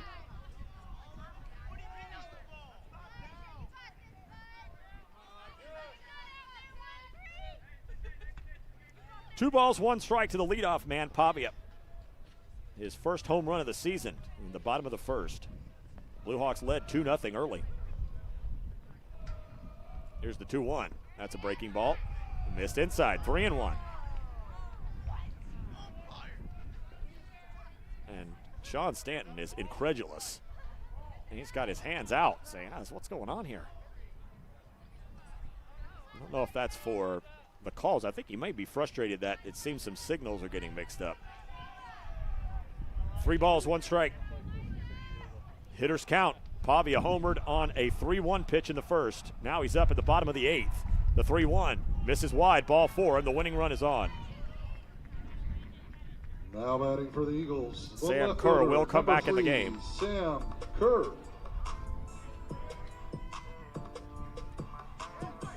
Kerr's 1 for 3. He bats from the left side. Good speed over at first. We'll see if Coach Holtner opts to have Kerr lay one down and get the winning run in scoring position for Pearson Fouts. 7-7, bottom 8. First pitch. That is a breaking ball low, blocked by Tebow. Kerr was not squaring. Time is requested and granted, as I think Tebow got a little banged up. Coach Stanton pops out of the dugout, make sure his backstop is okay.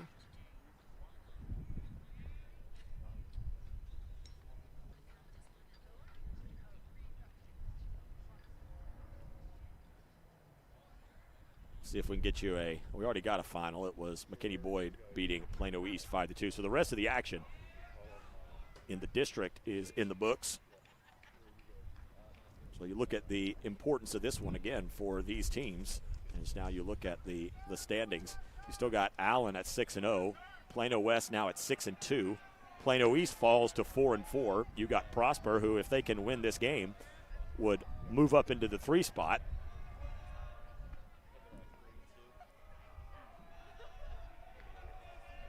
Here's the 1-0. Very high, 2-0. I misspoke earlier. I said that McKinney had gotten back to 500. They are actually at 4-2. So if Prosper's able to beat Rock Hill today, the Blue Hawks would be 2 games back in the loss column of the 4th and final playoff spot. But again, you look at the schedule, and the Blue Hawks very manageable last 8 games. You know, this is a pretty even league, so you got to be out your best. 2 balls, no strikes, nobody out. Now squaring and pulling it back is Kerr, but the pitch is high, 3-0.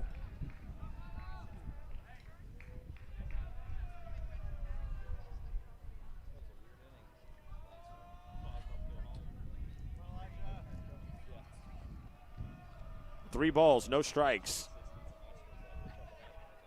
Here it comes. Missed inside, ball 4. Now the winning run moves to second with nobody out.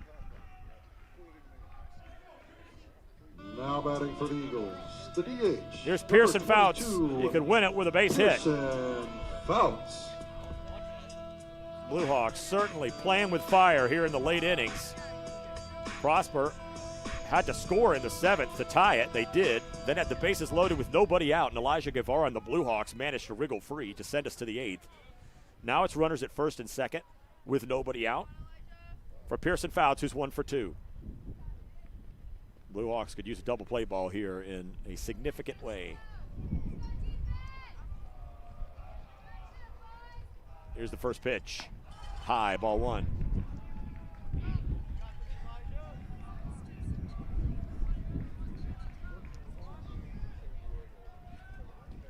The Prosper left on base number starting to grow. They've left 8 on. Rock Hill 14 runners left on base.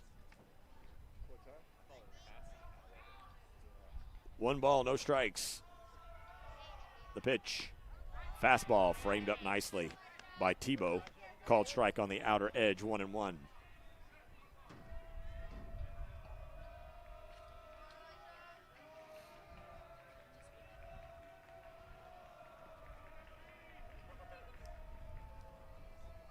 One ball and 1 strike. Pavia at second, Kerr at first. Guevara turns and looks Pavia back into second. Fouts had actually started to square to bunt.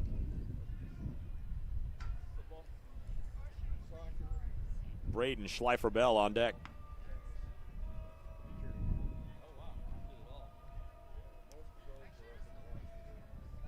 This series really could not have been played much more even as it has. 1 ball, 1 strike. Couple of looks back to second. Guevara delivers. Good breaking ball. Fouts stays with it, but punches it foul into the screen, 1-2.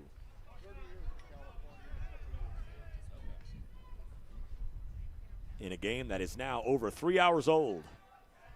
Seeing our viewer numbers rise, I think, as people are tuning in. Maybe some that were here at the ballpark and said, it's getting a little too cold. Credit the Rock Hill fans. They got a good contingent out here. They're not going anywhere. 1 ball, 2 strikes, nobody out. Runners at first and second. Prosper needs a run to win. The 1-2. That is lifted to left center field. That's going to be a tough play. Carson Roy on his horse. He somehow tracks it down. Goodness gracious. That is as much speed as you're going to see in center field. A massive first out. Braden Sol.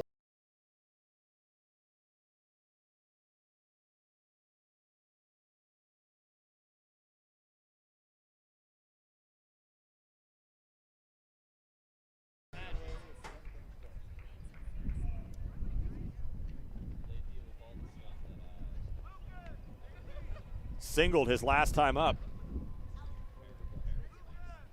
7-7 tied, bottom 8. Prosper needs a run to win. Winning run at second. Elijah Guevara's thrown 48 pitches. He is the third Blue Hawk pitcher. Prosper's had 4 hurlers.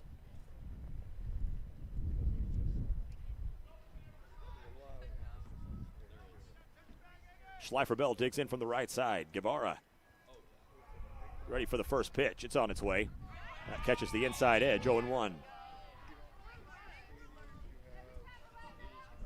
There's been a lot of pitches thrown in this ball game. Prosper has thrown 177 pitches. And the Blue Hawks have thrown 148. Another turn and look of Pavia, the winning run back into second.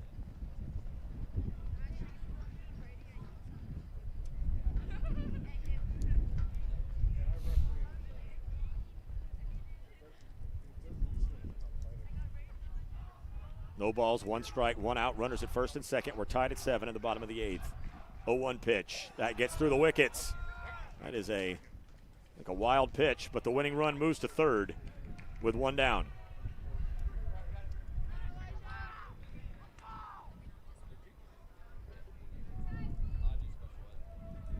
And now the infield will come in all the way around. Alexander Pavia represents the winning run at third.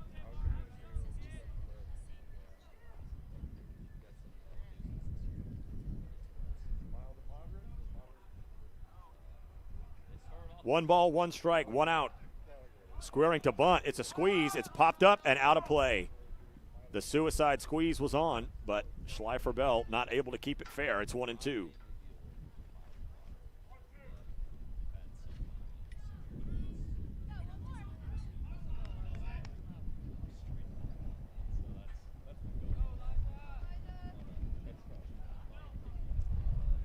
Guevara's got the horse hide. Schleifer-Bell stands as close to the plate as you can from the right side. 1 ball, 2 strikes. Winning run at third. Runner at second as well. The 1-2 breaking ball. That is stroked into center field. That'll get down for a base hit. And Prosper wins it 8-7. Walks it off. Eagles win 8-7. Schleifer-Bell Good night from the Eagles brings it home to win it 8-7. And a fantastic night of baseball and a great series between these teams, as these squads end up 12-12 at the overall score. They split the series 1-1.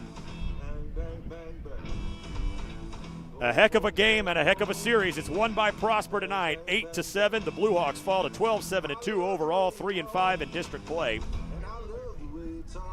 And now they will head home, warm up, get some rest, and be back at it again tomorrow when the Blue Hawks stay on the road at McKinney Boyd. We'll have Colton Boston back in the saddle with me. We'll have the Blue Hawk baseball pregame show starting at 12:50 before the 1 o'clock first pitch. 8-7 is the final. We're going to wrap it up here so we can get into the warmth. Thanks for sticking in there with us. 8 runs on 12 hits, 4 errors, 10 left for Prosper, 7 runs on 10 hits, no errors, 14 left for the Blue Hawks in a game that takes 3 hours and 15 minutes. Prosper wins it in 8-7 for the entire Regency Sports Broadcasting crew. We'll see you tomorrow at 12:50. So long, everybody.